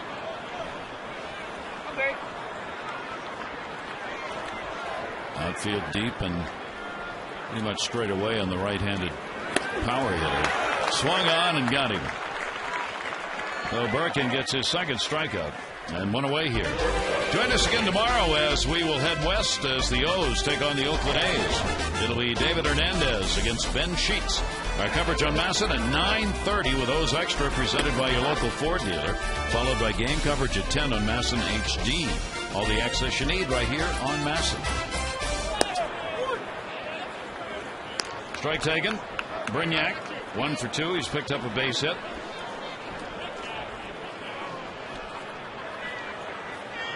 Fifth inning and third time up in the bottom part of the order already. And Tampa Bay has had a lot of at-bats in this ball game. Brignac 6 for 11 in the early chances. He'll be coming in and out of the lineup. Beautiful sunshiny day here in Baltimore. 0-2, protecting, and fouls it away.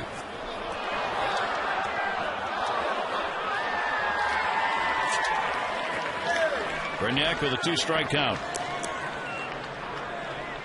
He's only 24 years old.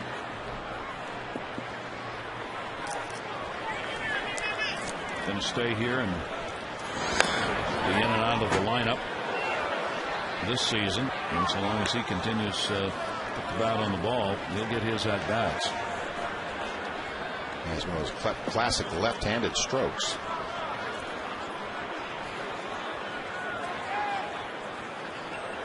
Oh, 0-2 count. Birkin looking for the pitch to get him out.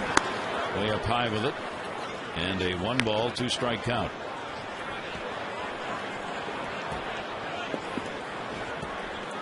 Day game in Minnesota today, and they've got a little rain and a little wind. It's a little cool. They're playing Boston 3-2. Probably wish they had a dome. I was going to say, now what do they think of the Metrodome? Right. Yeah, just turn the thermostat up a little. Oh, no, we're outdoors now. We can't do that. Put those fans on so they ball carries better. We can't do that anymore. 2-ball, 2-strike count. The delivery on the way. Really can't wait to get out there. They've put in a heating system underneath the seats that's supposed to have radiant heat. It just kind of fills the whole stadium area. While the ballpark in Florida that's being built for the Marlins is going to have a radiant cooling system. Radiant air conditioning? Yeah. I hope they don't get sent to the wrong city. 2-ball, 2-strike count on Brignac. And he chases one up high, so Birkin gets the strikeout.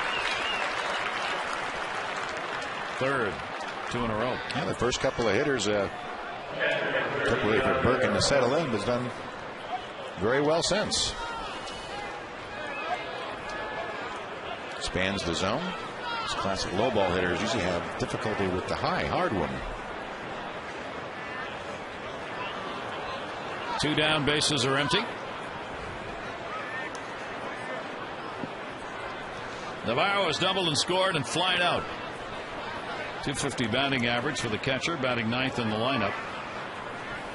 Really is amazing how when something seems to go awry, the other team adds a few runs. You had the Tejada error in the first, and then there was the ball either Reimold lost in the seats or the white shirts behind home plate. Clearly a makeable play. And before it's said and done, Ferguson is in the showers, and it was up to 6-0 at the time. Navarro got that double in the fourth inning, leading it off. He would score along with Rodriguez in the inning. Probably should have been an error. Chopped down the line and foul. The last time Tampa Bay swept the Orioles here in Baltimore in a 3-game series was in 07. So Madden's team trying to do that again. It's the ballpark where they have had their problems, playing under 500 ball in their history. 2-2 delivery on the way, and he chases one up high. So he struck him out, all three of them. As Navarro goes down, a 1-2-3 inning for Jason Birkin. We go to the bottom half of the fifth, 8-1 Rays.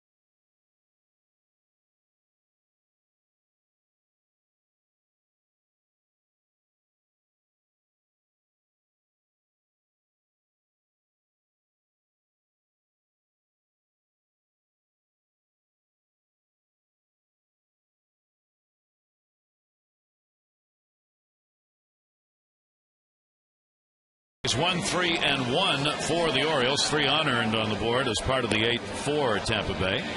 And our Wired Wednesday brought to you by Verizon, the network with the most 3G coverage. Brian Matusz is joining us on our Wired Wednesday. Brian, first of all, congratulations on the performance last night. Tough way to have to leave the ball game, though, huh? Yeah, thanks, Gary. I felt good the whole game, and unfortunately they were able to put together a string of singles at the end, but that's the game. That's baseball, and especially with a tough team like the Rays, they're not going to give in. They play hard all the way through. So didn't go our way, but that's all right. I was in a good groove, and hopefully I could continue that on my next start. Tell us what it's like for a player right now, the way things are going for the O's. It just seems as though if it can go wrong, it does, and it has again here today. What's that like for you and the players? Well, it's tough. I mean, anytime you're in a losing streak, and but we can't look at it that way. We got to know that we're playing good baseball and try to turn this around. Just take it game by game, and I think everyone's okay. Everyone is handling all right. We know that we have a good squad, and we could easily just put together a winning streak just like that. So hopefully we'll turn that around soon. Hey, Brian, it's Mike Flanagan. I wanted to ask you about how much do you go off of the scouting report going into a series? Do you, in other words, do you follow the scouting report, or you try to go out and get your own feel? You seem to have just such a nice feel for what is working for you, as opposed to maybe what a scouting report would tell you. Well, for me, I like to worry about myself and try to get my pitches going in the bullpen before the game. But I know Matt Wieters and I talk before the game, and if there's certain things we want to focus on, we'll talk about that. But for the most part, Matt does his research, and he knows about how to go after the hitters, and I'll make adjustments as the game goes on. But I think yesterday I only shook Wieters maybe one time the entire game. Well, and when was that? Did you remember? We want to know that. I think it was early in the game. He called outside fastball, and I wanted to go in. But for the most part, Wieters and I are on the same page, and we'll keep that going. 2-2 delivery to Tatum inside on the 3-ball 2-strike count. You really like to keep a fairly quick pace going on the mound, don't you? Yeah, it's important to keep a good tempo and keep things going fast, because the less time you spend out there in the field, the better. You want to get the hitters back in. and back in the dugout. So I like to be able to work fast. Well, I guess in an overall game plan, again, do you try to establish your fastball first? Or, I mean, what do you want to know when you're leaving the bullpen? What is working for you? Is it my fastball? I mean, what do you want to leave the bullpen knowing what is working? Yeah, the most important thing for me is to establish that fastball. But I still try to get a good feel for all my off-speed pitches and be able to work that in too. But I mean, yesterday I had a good command in and out on the fastball, which really set me up well for the changeup. So yeah, the fastball location and getting a good feel for that will bring over success with off-speed pitches. Well, I would say, most pitchers really don't develop a changeup many times until you need to, and it's I know a number of players I play with, myself included, really didn't develop a changeup to the major league level when I for sure knew I needed one. When did you develop yours? Going into college was really big for me. My pitching coach there, Eric Valenzuela, was really big on the changeup, and we just worked on it so much, and I was able to get a good feel. I feel like I could throw the changeup for a strike at any given time, and that's what's big for me, because it's such a big pitch for me to keep hitters off balance. And it's when you have the fastball and the changeup working on the same day, things are going to go well. And have you had any feel for, I guess, from going from college or maybe the aluminum bat to pitching against a wooden bat? Yeah, it's a little bit different. I feel like I could go in on hitters a little bit more and break some bats, which I struggled with at the beginning of my minor league career. I didn't really go in on hitters as much. And when I was in High A Frederick, I worked with Caleb Joseph, the catcher, so much. He was really big on getting that fastball in on guys, and and it's really helped me out a lot. I mean, yesterday I was going away and moving it back and forth, so it's important to really change the eye level for the hitters. Regarding that changeup, Brian, I was wondering, we talked about how many times you used it. Was that a normal number of changeups you would expect to throw in a game? Yeah, it all depends on the day and how it's working. Some days my curveball will be a lot better than my changeup, and it's nice to be able to have options to mix it up and be a different pitcher every outing. But when it is going well, I'd like to continue to stick with it. All right, Brian, we appreciate it very much. Congratulations. Look forward to your next start. All right, thanks a lot, Gary. Brian Matusz joining us here on the Wired Wednesday while Price strikes the side out.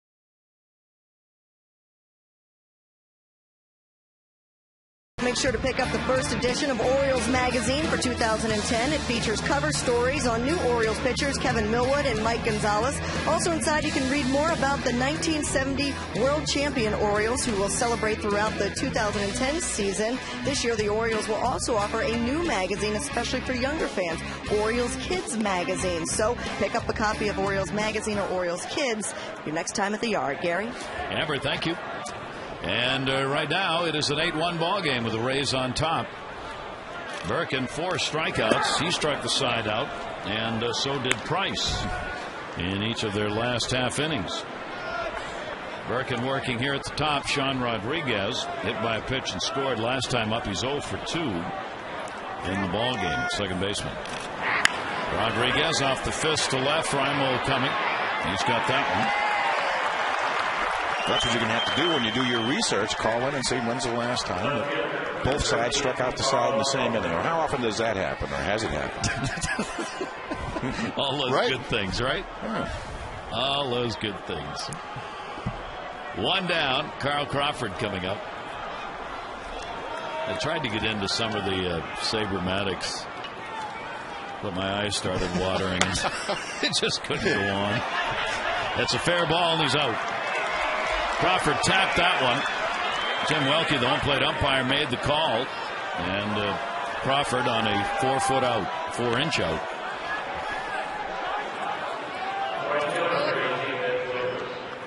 Topper right out in front of the plate. Crawford kind of hoping it would go foul, but I've seen one shorter. I saw one stop at home plate one time. Right on the plate. Right on the plate. Unassisted catcher. 2 down, nobody on. Zobrist. He has flied out twice and been walked. The Rays jumped out in the first inning after an error by Tejada, opened the inning up. And Pena took advantage of it, getting a 3 RBI homer, all 3 unearned off Brad Bergeson, the starter. Another one. Tatum. Down.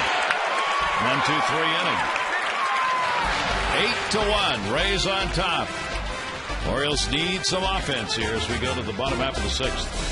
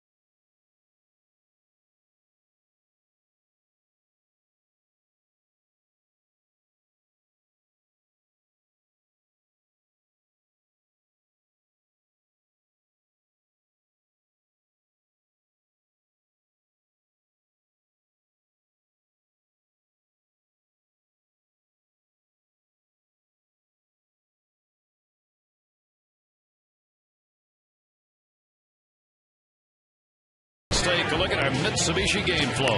Well, David Price has certainly had it all working tonight. He's had the high fastball, and when he needed the breaking ball, he's had that sort of 12-6 breaking ball. He's got a call, looking, swinging, up, down.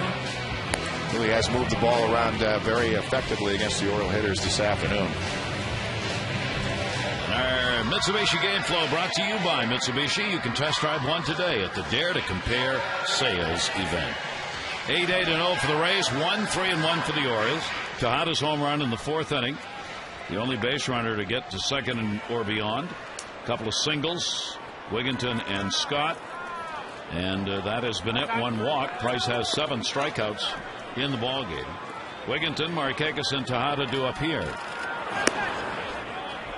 Outside for a ball. 11 strikeouts is the high for Price. Got those against Minnesota last year. Wigginton on the button, right at him. Crawford. 1 away, 6th inning. This summer, your kids can learn how to play like the pros, from the pros. Sign up for the official Orioles summer baseball camp, and your youngsters, 7 to 16, will enjoy 5 days of great training. You'll have current and former Orioles there. You'll get a free membership to the Junior Orioles Clubhouse Dugout Club. Can you say that, Seth? No, I cannot. Thank you so much. And the chance to play a lot of games. And Oriole Park, you'll have a date here as well. That one taken in the air to center field. Back on it, at the wall, and right at the base of the wall. Markakis is going to go to third. Upton chasing it down. And Markakis is in at third base with a triple. Upton didn't exactly play that one too well. No, and he too plays a very shallow center field. I know we talked about how shallow Adam Jones plays in center. I thought Upton checking himself out on the boards, and how did I not get him within range of that one? So Nick Markakis will be the beneficiary as Markakis gets the triple, his first. And Tejada coming up with a home run and a strikeout. Maybe you got a hold of a hanging breaking ball this afternoon. Hit it right into the Orioles bullpen. So far the only run that Price has allowed. Way for a ball. 86 pitches thrown by David Price. 7 2/3 innings in his outing against the Yankees that he won. He is 1-0. And that's going to miss again up high. And the count goes to 2-0. Orioles with 4 hits on the board. Batting here in the bottom of the 6th inning, down by 7. Not out of this ball game. I mean, one of these games during them, these bats are going to come alive for the Orioles. It has to happen. And foul back. Just a question of when. Maybe it's one of these kind of games where they make the comeback. Yeah, you really can't get a feel. Certainly the way the season has gone so far. There's been a couple of games this year. I would say probably the Millwood game and maybe the game last night where I thought these are over. And they would just turn around quickly, and it's happened in the other direction also. A 2-ball, 1-strike count. And that is going to be outside. Pitch number 89 for Price. We've seen it with starters from time to time. This is the first inning and noticed a noticeable drop off in velocity. He was pitched a game at mostly 93, 94, and has been mostly 88 to 90 this inning. So maybe starting to tire. And maybe helped him on that one as it looked away. And a 3-ball, 2-strike count on Tejada with 1 down. One of the victories for Price came here at Camden Yards last season. He had one in Florida and one here. He beat David Hernandez in September 8-4. At third base, Markakis. Price the quick look and the 3-2. And good eye Tejada. Orioles need base runners. He's on. Only the second walk. The other one came to the first batter of the game against him. 2 on, 1 down. Nolan Reimold.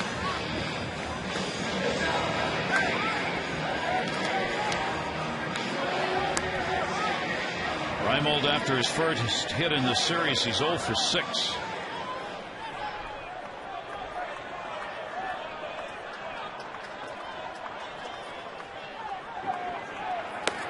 Price will get that one in there for a strike.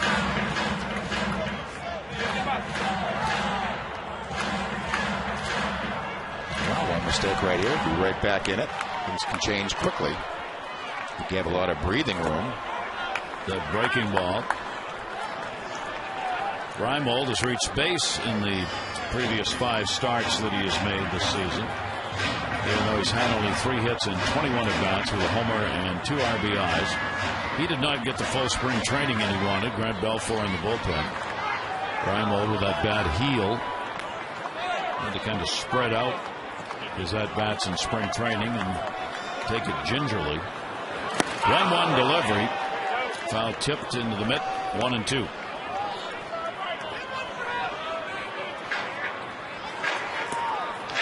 Felix PA, of course, putting the pressure on with the offense that he's put up, hitting .438 to get time in left field, along with Reimold. 1-2 delivery. PA not in the lineup today with the left-hander, and one's got to believe his miscue on the base paths last night didn't help his cause to get into the game today.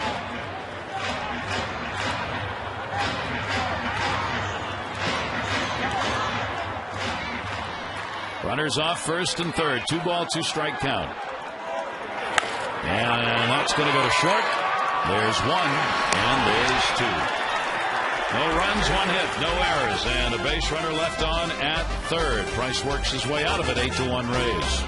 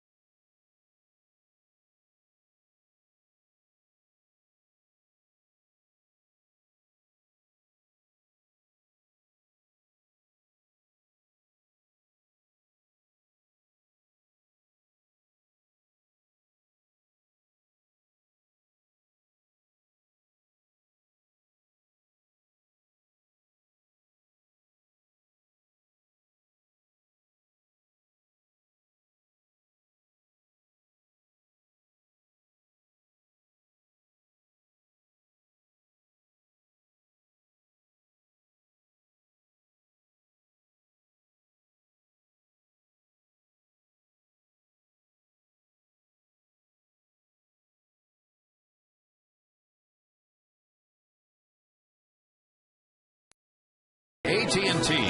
Find out what's possible with the nation's fastest 3G network. AT&T. Rethink possible. And by GoRVing.com. Visit GoRVing.com to watch a free video. Go affordably. Go RVing. Gary Thorne, Mike Flanagan, and Theo Harris. Our day game here at Camden Yards. 8-1. The Rays jumped out early and did not look back. Tejada's home run, the only one on the board, as David Price has cruised along. Longoria will lead it off here against Jason Burkett. Head-to-head this year, it has not been pretty coming into this game. Rays with a much better batting average, 25-18 in runs, home runs. Orioles had the edge, a couple picked up here though. And that ERA has gone in the favor of the Rays as they look to pick up their 5th win in 6 games against the Orioles.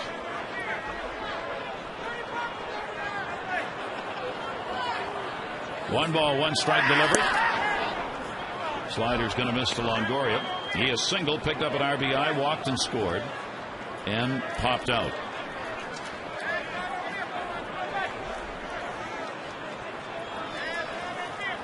Birkin with a 2-1 delivery to him. That's a strike on the outside corner.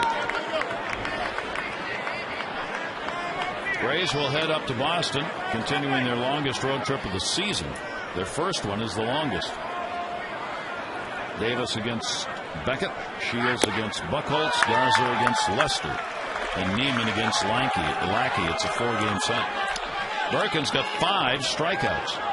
Really has settled into a terrific groove, even when they've been able to put it in play the last couple of innings. There's been an assortment of dribblers. Take a look at the 2-2 pitch. Just a well-placed, perfect fastball. One away, 7th inning, struck the side out in the 5th. Pena, 3rd home run, came in the 1st. Intentional walk, scored in the 3rd, and was called out on strikes his last time up. Hitting at .321, 3 homers, 10 RBIs for Pena, and there he is again stepping off. He just loves to do that. As soon as the pitcher almost gets ready to go into the windup, Pena steps out. Almost every time up. Yeah, that was a habit of Dwight Evans that the Red Sox used to do all the time. As soon as you get set and ready to go, we ask for time, and many times it would make you angry, and you'd overthrow, throw it down the middle, and then you hit it over the fence. And so it does have an effect. The whole idea, what we were talking about earlier, make you angry. That's the kind of thing where usually guys would end up on their back. You're right. You're right. If you did that more than once. Did he go around? No. Check at 3rd. Mike DeMuro down there. And a 1-ball, 1-strike count. Rays starting pitchers had the 4th best ERA coming into the ball game. So far, David Price hasn't hurt that with the 1 run surrendered on 4 hits. 1-1 pitch is outside by Birkin, and a 2-ball, 1-strike count.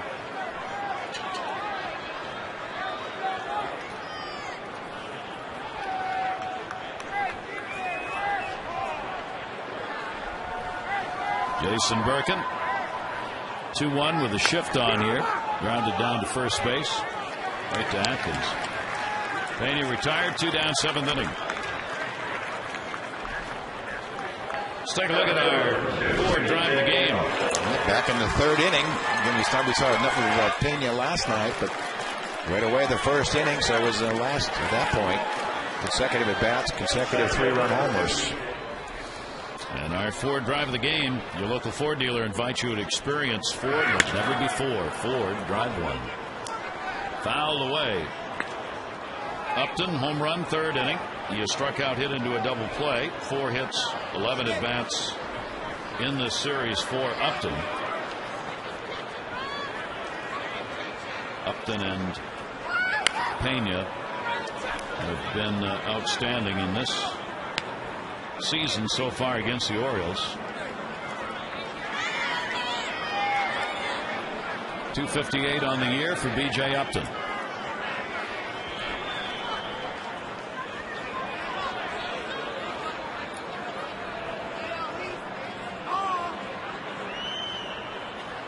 Perkins 0-2 delivery to him. Lifted in the air, center field. Jones going back, looking, and off the top of the wall and gone. Goodbye, home run.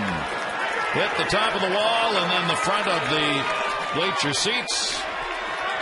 And a 2-homer ball game for Upton and a 9-1 Rays lead. Well, hitting seems to be contagious. This is one. I think in last night's game, the ball wouldn't carry at all to that part of the ballpark. And today, Upton, you can see just Adam Jones running out of room. And just over that front wall, bouncing along like a pinball machine and back in.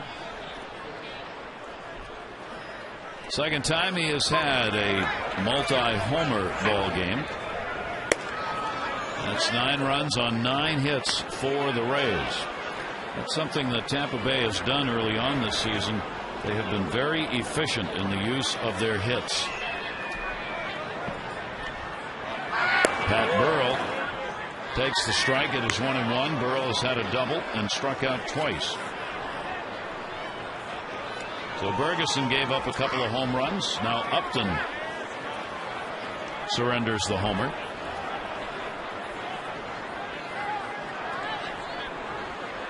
Birkin surrenders it to Upton. And a 1-ball, 1-strike count on Burrell, who stands back in. Going back inside on him that time. Well, we talked a little bit about our trivia.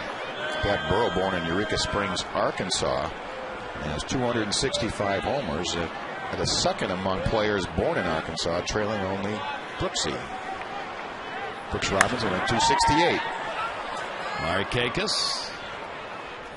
And he will put it away. And another homer. Upton gets it, a solo shot. 7th inning stretch time.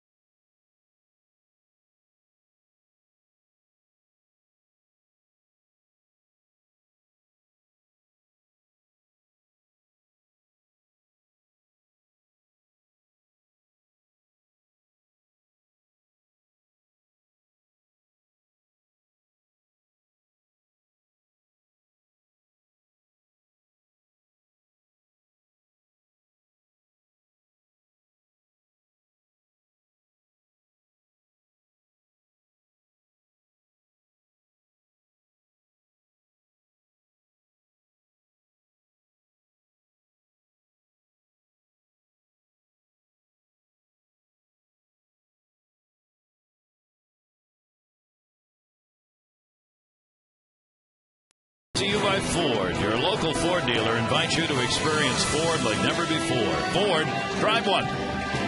Great to have you with us here at Camden Yards. It's a 9-1 Rays lead. Let's find Amber. Well, Gary, just a couple quick notes. It hasn't become official just yet, but it's widely believed that Cam Nicolayo, the right-hander in AAA, will be the person called up to replace Mike Gonzalez on the roster. That is expected to become official tomorrow when Cam is actually in Oakland with the team. Now, on another note, I was chatting with Dave Johnson in the press box, and we were talking about the Orioles' lack of hitting, and you have to look forward to the schedule and the ballparks the Orioles are going to. First, the Coliseum in Oakland, and then Safeco Field in Seattle.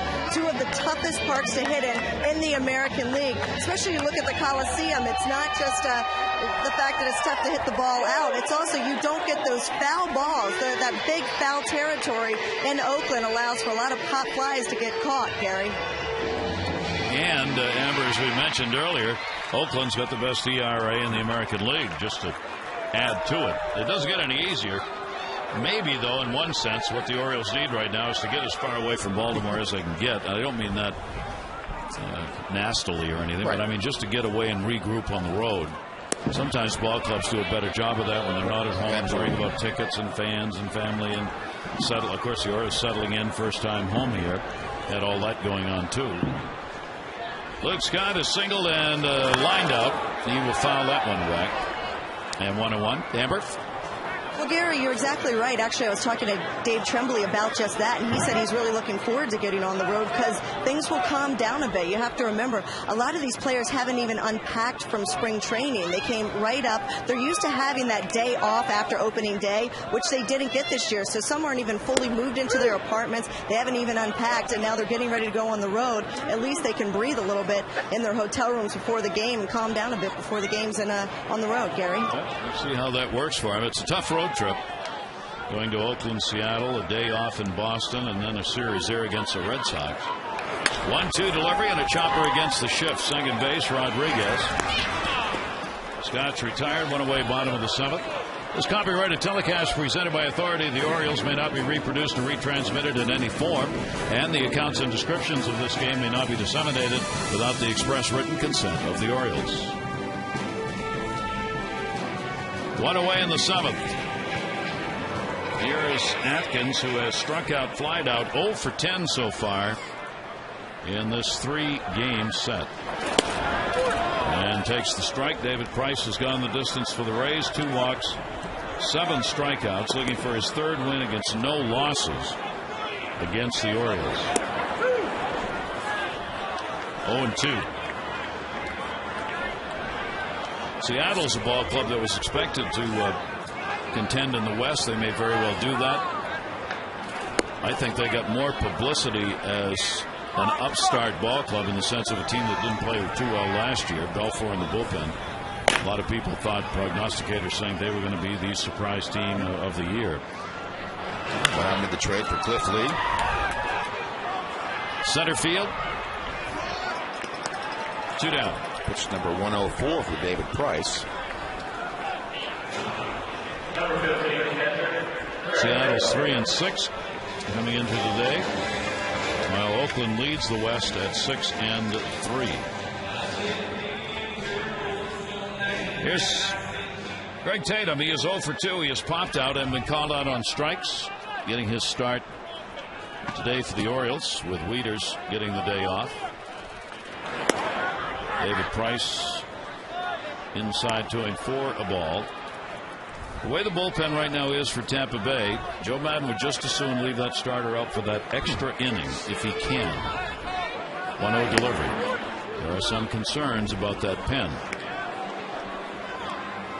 Tatum, 27 years old. He is playing in just his 27th Major League Baseball game. Breaking ball inside. He had not played at the Major League level until last year with Cincinnati. This is his 7th professional season. 2-1 delivery. Breaking ball inside. Tatum with a .253 career average and only 68 at bats at the Major League level with the Reds.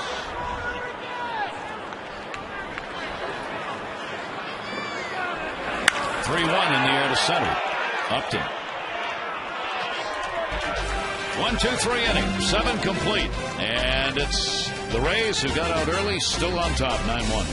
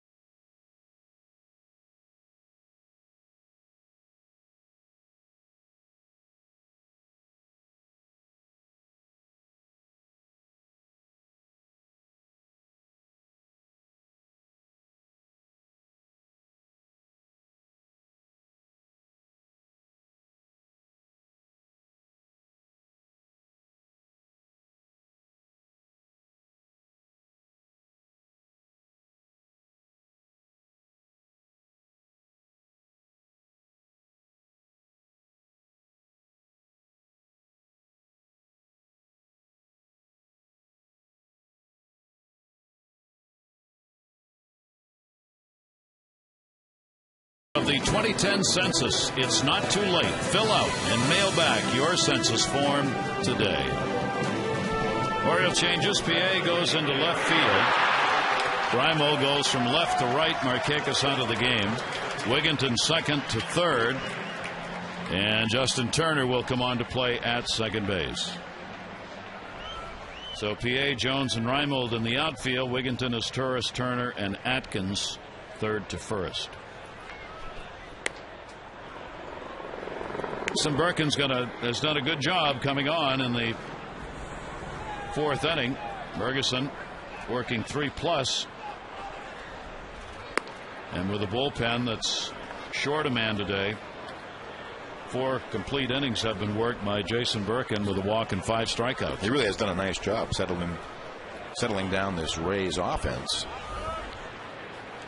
Reed Brignac, 8, 9, and 1 in the order. Brignac 1 for 3 with a single today.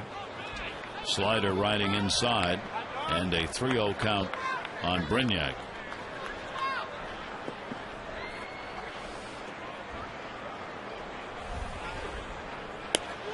He's taking all the way in their first strike.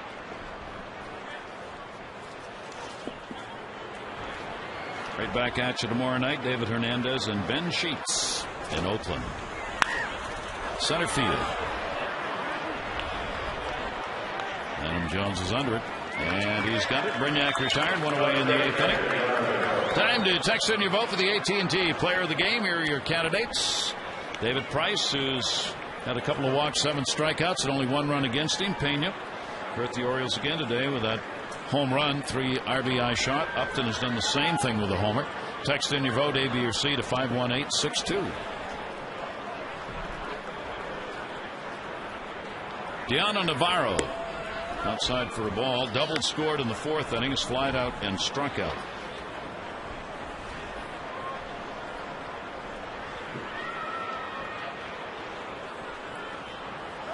One-0 pitch to him. He'll put it in the air, center field. Ball really carrying. Jones back to get it, and they're 2 down. Just amazing how easy sometimes it seems that you can get somebody out. All of a sudden, the flow of the game has changed. I don't know if it's settled in. You know, the Orioles certainly haven't conceded, but just the whole game has just settled down. It's amazing how you can feel when games get tight, like late in the game yesterday, how things really change. Batters more inclined to swing, less concerned about taking the pitch count deep. They're going to Boston. Don't want to waste any time. They may be looking ahead. 2 down. Sean Rodriguez, top of the order, is hit by a pitch and scored 0 for 3. He's had a 1 for 7 in this 3-game set for the young second baseman. The Orioles are not going to see Tampa Bay again until after the All-Star game, as they play these early 6 against them. Down low for a ball. It's kind of amazing about the unbalanced schedule, because you will get that. You won't see a team for months. If you catch the wrong team at the wrong time, you can take a pounding and not see them, and half their roster could be different by the next time you see them. The 2-ball 1-strike delivered to Rodriguez. That schedule this year, the Orioles on this road trip conclude with 3 in Boston, come right back home to play New York and Boston again, and then go to New York, and then 4 games in Minnesota. And the Orioles are going to have a lot of those New York-Boston games called together. Down to third. That's a base hit. The 6th infield hit of the season for the Rays. Rodriguez gets this one with 2 down in the 8th inning. Just a slow roller. It seems like they must work on that in batting practice. We've seen enough of those this series. Let me ask you if I'm just crazy on this or not. I'm sure you can answer that right away before I even say what it is. Yes, thank you. Yes. Yes, the answer. There's been some discussion about changing divisions in baseball, moving teams around, generally around the Red Sox and Yankees because of how they dominate. All of a sudden, I'm seeing statistics that I haven't seen in past years, official MLB statistics, etc., that are now listing players and teams in their order in Major League Baseball, not in the league, but in Major League Baseball. Like he's got the 3rd most home runs in the major leagues, or the team's the 4th best average or 5th best ERA in the majors. You never used to do that because it was always about the separation. The separation of the American League, National League. I wonder if some of that's about training the baseball fan's mind to get used to thinking of things in terms of the major leagues rather than American and national. So if they do make some of these division changes, people won't think so much about it. I guess, they've done it with the umpires. They sort of standardized the umpires working both leagues. The obvious difference with the DH in the American League and not. There's some reasons that I would not certainly be for that. I think there's enough difference between the two leagues. How about division changing within the league, rotating teams around based on one-loss records? That'd be interesting. Yeah. It's like the NFL schedule, sort of. It's much easier because of the limited number of games. Well, and I see that the dividing with the haves and the have-nots as far as revenue streams are concerned. Then the Yankees and Red Sox could play each other 162 games. And there would probably be some people that would be for that. ESPN would be for that. I was going to say I can think of a few others. But I've heard some geographical realignment that way. It's interesting. I mean, it is a serious discussion. It's a balloon that's been floated to the public by Major League Baseball. I'm convinced of that. They're really seriously looking at it, but they're not sure what the reaction is going to be. So it's kind of just floating out there. Testing it. Yeah, seeing what people are going to say in response to it. 2-ball, 2-strike count. Runner at first base with 2 down. Foul back. 2-2. I think there's an unwritten story going on around baseball with some of the smaller market ball clubs regarding attendance. Boy, if you look at some of the numbers, they're not good. They are not good. And some of these teams have to be having a cash flow problem. You would think. You're never going to know because those books are never opened. Here's the 2-2 delivery towards short as Torres up with it. He'll go to first base with it and get the out on Crawford. No runs, 1 hit, no errors, 1 left on base. Bottom of the 8th coming up at Camden Yards.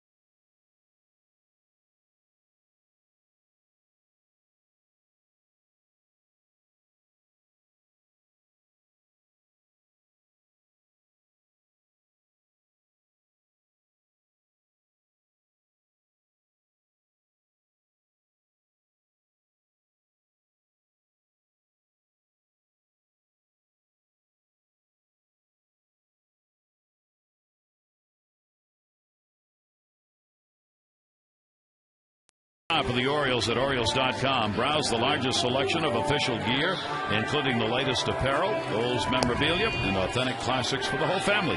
Get your gear from the official source, the Orioles.com shop. Bottom half of the 8th inning, it is a 9-1 ball game. The recently called up backup catcher John Jasso, Jaso, comes on to do the catching for Navarro.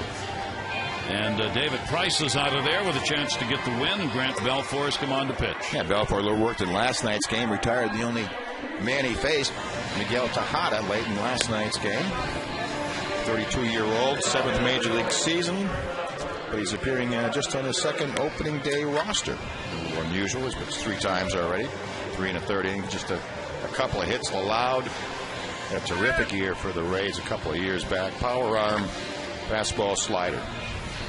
Belfour has worked against the Orioles in 2 previous games, 2 and a 3rd innings, a run on 2 hits this year for Belfour against the O's. As Torres will lead it off, he has popped out, struck out. Then Jones and Wigginton will be due up. 9-10-0 for the Rays, 1-4-1 for the Orioles, and a strike on the inside corner to his Torres. David Price, an outstanding job today with a lot of runs to work with early, as he gave up only 1 run, the Tejada home run, and just 4 hits. He walked 2 and struck out 7. Has a chance to get his second win, start the season 2-0. Also would be 3-0 against the Orioles. He worked 7 2/3 in his first win against the Yankees, and he goes 7 in this one. Second base, Rodriguez has it. As Torres is retired. Truly amazing that the Orioles offense just cannot get going. They're hitting .237 coming into the ball game. And today, extra base hits, a Markakis triple and the home run by Tejada, and they have only 4 total hits. So team batting average will continue to drop as Terry Crowley continues to work with him, try and get him to relax a little bit. Inside to Jones, who turns away. Jones 0 for 2 and a walk in the ball game. He's had a couple of hits and 11 at bats in this series. I just can't seem to shake out of it. But by the same token, and I'm sure Terry Crowley would say the same thing, I mean, this is not an alibi. They faced some pretty good pitching. David Price, this is no certainly fluke. Matt Garza, we know his history. I mean, it's tough enough when you're not hitting. I mean, certainly part of the responsibility falls on the Oriole hitters, but at the same token, they haven't had an easy road. And there's none in front of them. Mark Hendrickson in the bullpen.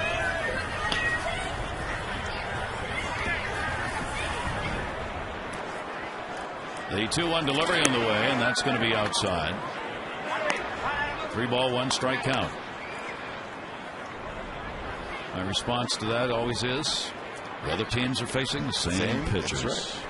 Well, I was going to say, when you're going not so well, it really probably doesn't matter who's on the mound. And we saw that it seemed like a mismatch on paper when Dana Eberlin was starting for the Blue Jays. Terrible road record, terrible this and that numbers, 7 ERA, and looked like Sandy Koufax. Yep. Really throttled him. 3-ball, 2 strike delivery on the way by Belfour, and that'll be inside out. 10,248 the announced attendance at our day game. Fans getting a chance to enjoy some sunshine and baseball.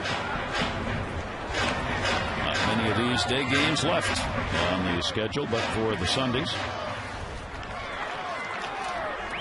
3-2 count to Jones, who we showed you has the tremendous daytime average. That one driven in the air to right field. Zobrist back at the wall, almost. Warning track, and he's got it. Jones retired 0 for 3, 2 down, 8th inning. It was on this day in 1969 a little baseball history was made as the first regular season game in Major League Baseball was played outside the United States. Jerry Park in Montreal in 69 before they moved into the enclosed facility. Jerry Park had a long history of minor league baseball. It drew a lot of fans over the years. And Montreal got a team, and I love going up there. 1-0 delivery. That's going to be in the hole for a base hit. So Wigginton continues to fight for his right to play every day. He's gone 2 for 4 in this game, 5 for 10 in the series, and has a 4-game hit streak.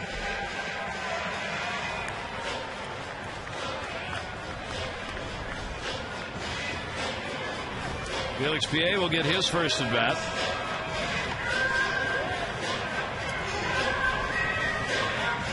.438 average for Felix.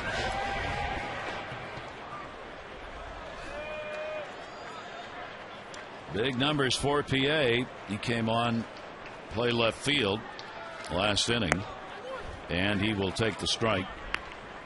PA against Tampa Bay on the year has gone 6 for 12. 1 home run and 1 RBI.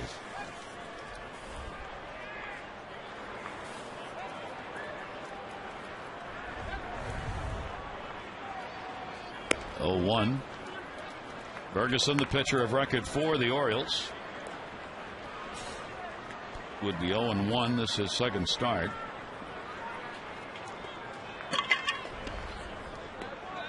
Ryan Matusz still has that only win for the O's to start the year. 1-1 delivery on the way inside. Good work. Jasso moving inside to hang on to that one.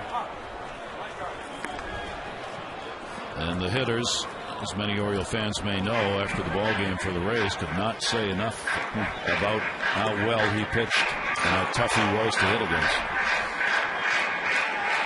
I would have to agree with him. It's a lot of fun to watch last night, at least for the first few innings.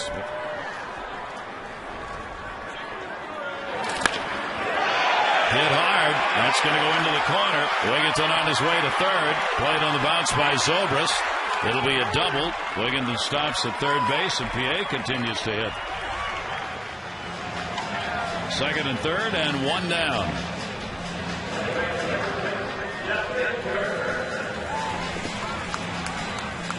Low middle fastball from Grant Balfour, and Felix PA again.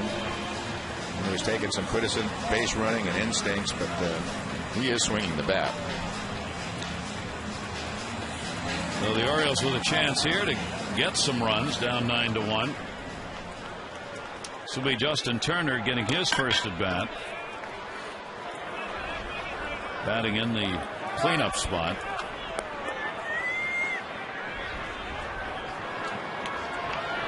Grant Balfour, with two down, gets the ground ball towards short. Brignac up and gets the out. No runs, couple of hits, no errors. Two are left off. And a 9-1 Rays lead.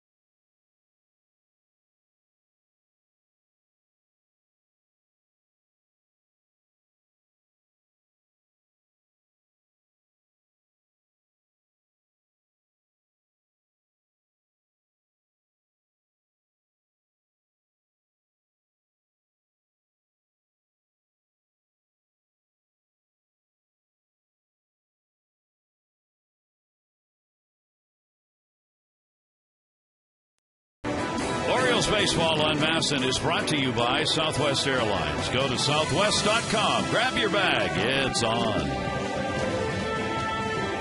9-1 lead for the Rays. Ninth inning here as the Orioles conclude this homestand. Good job, Jason Birkin, out of the bullpen. That he did. Came in a pretty bad, tough situation.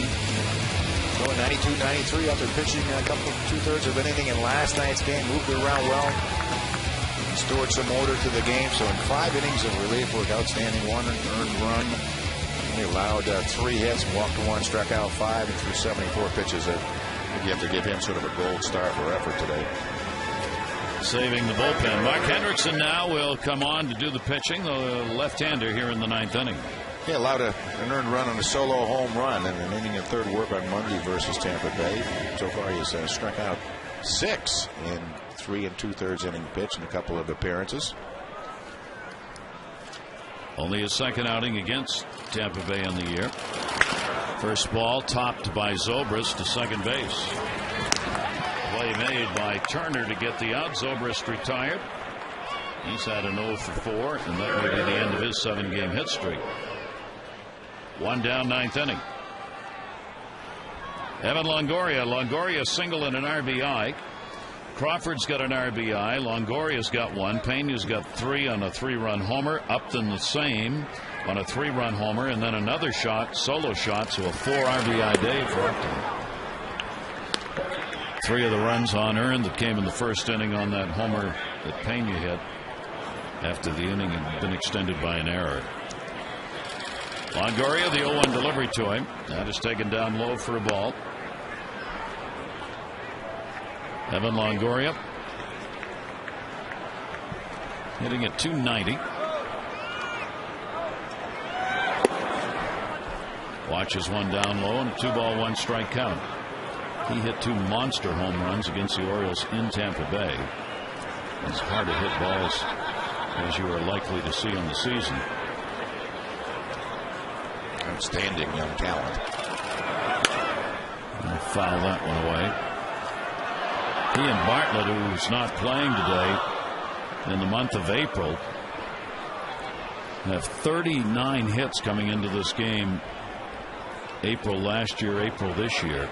And that is the 5th most for any 2 hitters in the American League. 2-2 delivery. And it's helped Tampa Bay get off to this quick start. So Joe Maddon has gotten done with his ball club what he wanted to do early, at least. They struggled on the road last year. He's made a point of it all spring. Got to win games on the road. He's harped on it. They were 32-49 on the road last year. Strike 3 called. Anderson gets the strikeout. 2 down. Let's take a look at the 3-2 pitch from Mark Hendrickson, right on the inside block.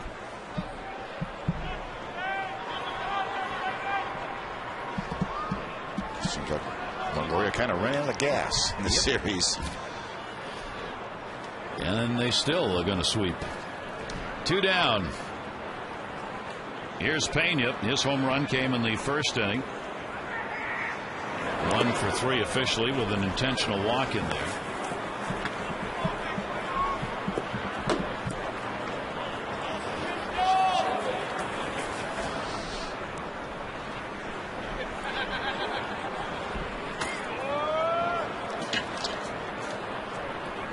Hendrickson with a 1-0 delivery to him. Pena will foul it back. Pena has joined A-Rod at the top of the home run derby pile over the last 3 years. Pena actually has a better home run per at-bat ratio than does Rodriguez. They are 1 and 2 in the American League in home run ratio over the last 3 years. 1-1 delivery. Pena's got 119 homers in that span, and so does A-Rod. See the home run ratio, and those are exceptionally good. Jack Cuss has gone to the minors, right? Yeah. That ball is going to be into the corner. Good cutoff to hold him to a single.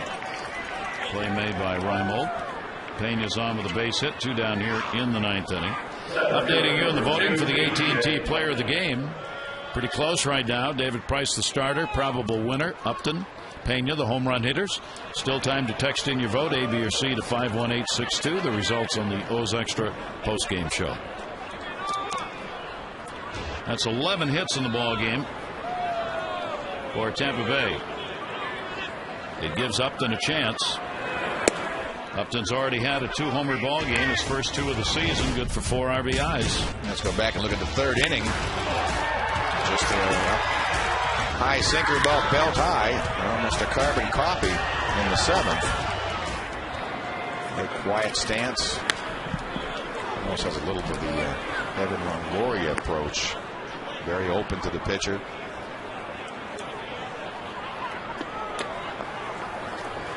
One of the many first-round draft picks that these Rays have on their roster, some from other clubs even.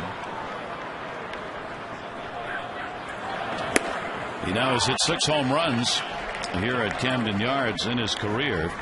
When you look at him, he's of slight build, and you would not think he would be the home run hitter that he is. Obviously, he gets that bat through the strike zone in a hurry and generates some muscle with it. 1-2 delivery, and he's gone. Anderson gets the strikeout.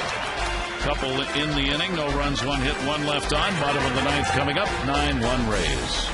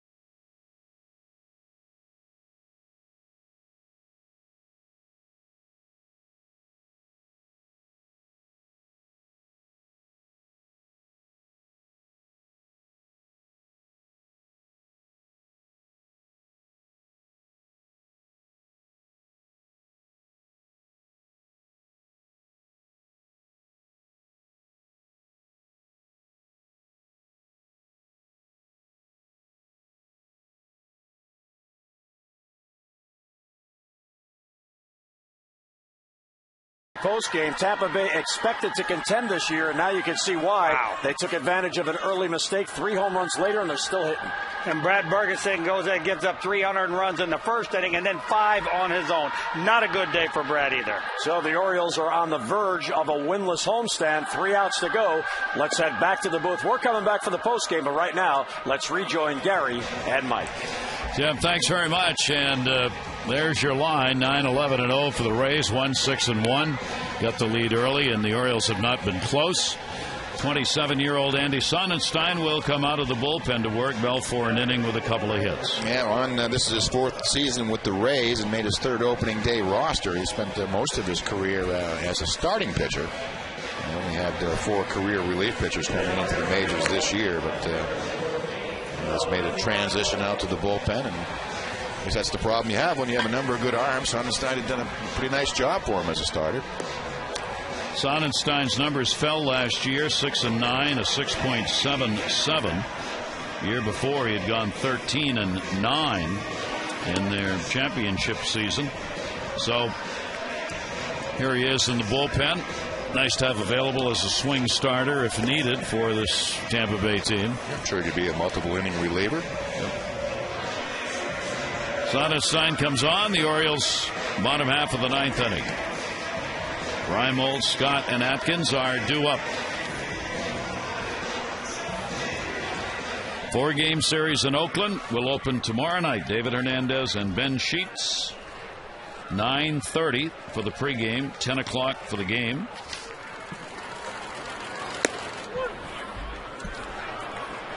From the now and again called Oakland Coliseum.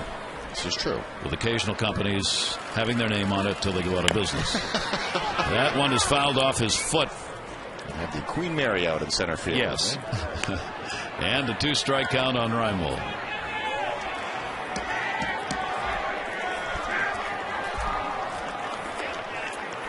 Three hits and 19 at bats as Reimold today's gone 0 for 3. The Orioles have stranded 6 in the ball game, 3 in scoring position, but those 3 came late after this ball game was all but out of sight. Orioles fell behind 8-0 before they got a run in the 4th inning on the Tejada home run, and that is the only run they have. And for Dave Tremblay, this homestand and this start has really hurt. And lost. Did not know where that railing was. And Jasso could not make the play. Let's take a look at it. Sort of tiptoeing over towards the dugout, and as they say, hits the button and popped right out. Has a big smile, but probably not too many smiles in the Oriole dugout at this point. Reimold to get another chance. Yeah. John Jasso. He's playing in his 6th major league game. Called up when Kelly Shopik injured. Swung on a miss. Reimold is out of there. I want to remind you that in this Oakland trip, unusual for us in television, we will not be televising the game on Saturday. It's because it is in the Fox national broadcast window with the game starting at 4. Fox has decided not to broadcast it, but the time hasn't been changed, so we can't broadcast the game locally. So we'll have games. We will not have the Saturday game. Thursday, Friday, Sunday broadcast. Luke Scott fouls it away. Scott 1 for 3 in the game with a single. So there are the times for the games in Oakland and then Monday in Seattle. O's Radio Network will have the ball game on Saturday. Joe and Fred. 1 strike count on Scott. Luke hitting at 240. And an 0-2 count. The Orioles just are not getting people on base. I mean, it's not only that they're having problems scoring runs, they're just not getting people on to score. Yeah, they're not even getting people in running. You know, we talk about the numbers with runners in scoring position, but there really hasn't been an overwhelming number of those. No. I mean, we talked about, you know, problems against left-handed starters. I mean, we can break down the numbers any number of different ways. They're just not hitting, period. It really hasn't mattered in what scenario. 0-2 count on Scott. Shift on. Sonnenstein comes inside.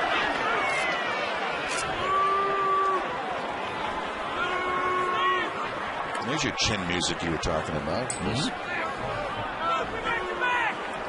Nothing going on. 1 down and the bases are empty for Scott. Off the outside part of the plate. That 0-2 knockdown really came back from. My father played in the minor leagues, going back to the early 50s, and he would say that in the minor leagues, if somebody got a base hit or an 0-2 count, they would be fined. And the fine would be maybe $5. Of course, you're only making $25 a month. So the safest way not to have someone get a base hit 0-2 would be to knock him down.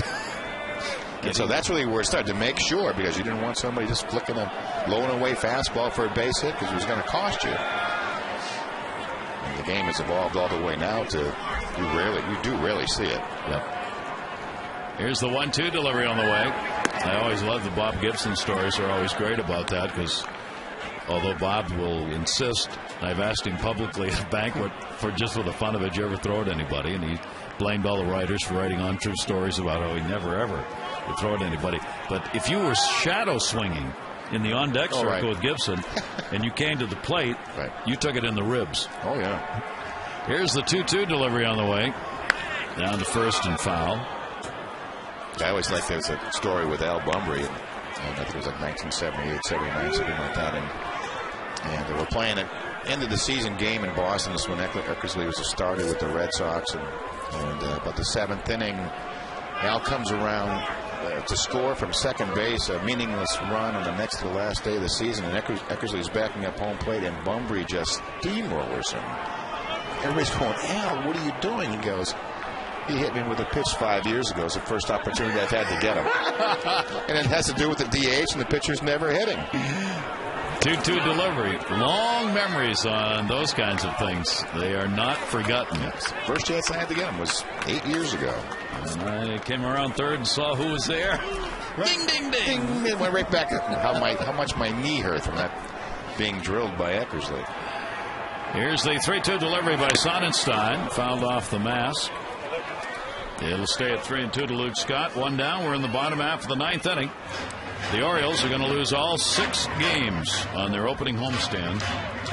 That hasn't happened for the Orioles way back in '93, and it was just a 2-game stand against Texas. Joe Maddon's ball club, 3-game win streak. They'll go 5-1 against the Orioles. 3-2, and he'll draw the walk. Had to earn that one. 1 down, 1 on. Atkins coming up.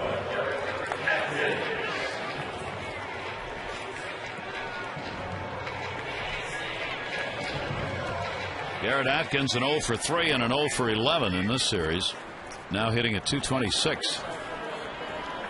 KC's beaten Detroit 7-3 today. That's a final in Detroit day game. KC's played some pretty good baseball early on. Well, giving Detroit that series up pretty much all they can handle.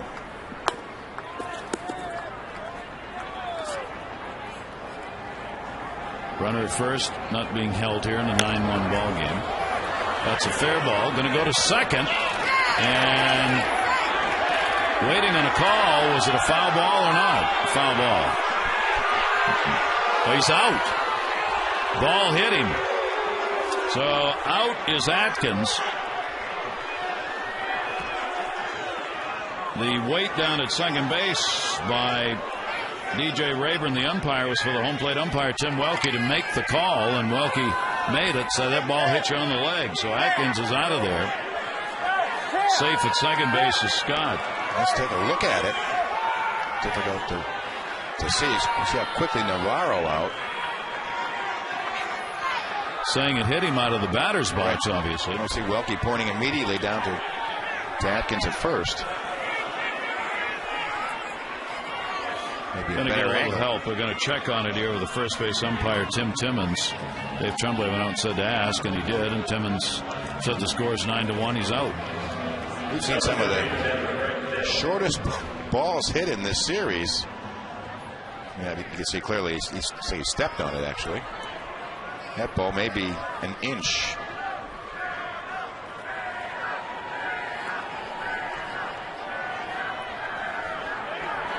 A lot of times you go back to the dugout, guys will give you, ball's just not carrying today.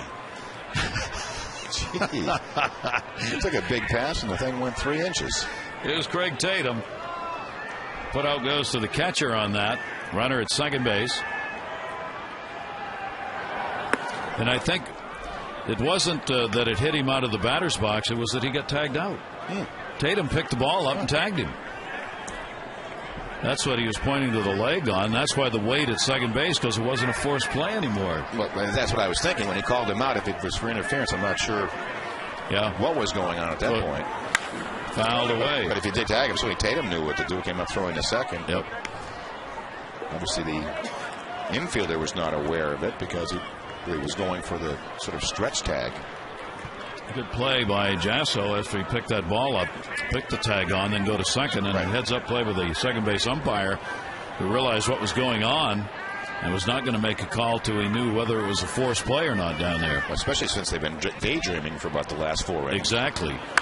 Ground ball towards second base. Rodriguez up with it, and this one's in the books. And the Orioles have been swept. The final in this one, 9-1. And the Orioles, 6 in a row in the loss column. Tomorrow, head west, Oakland A's. It'll be David Hernandez, Ben Sheets. Our coverage on Masson at 9:30 O's Extra, presented by Ford, followed by game coverage at 10 in Masson HD. For Mike Flanagan, Amber Theo Harris, and all of our crew, I'm Gary Thorne. Thanks, everybody, for joining us. This has been a Masson presentation. So for the Orioles, the woes continue. In this one, the Rays just jumped out and never looked back. Jim and Rick will look back right now.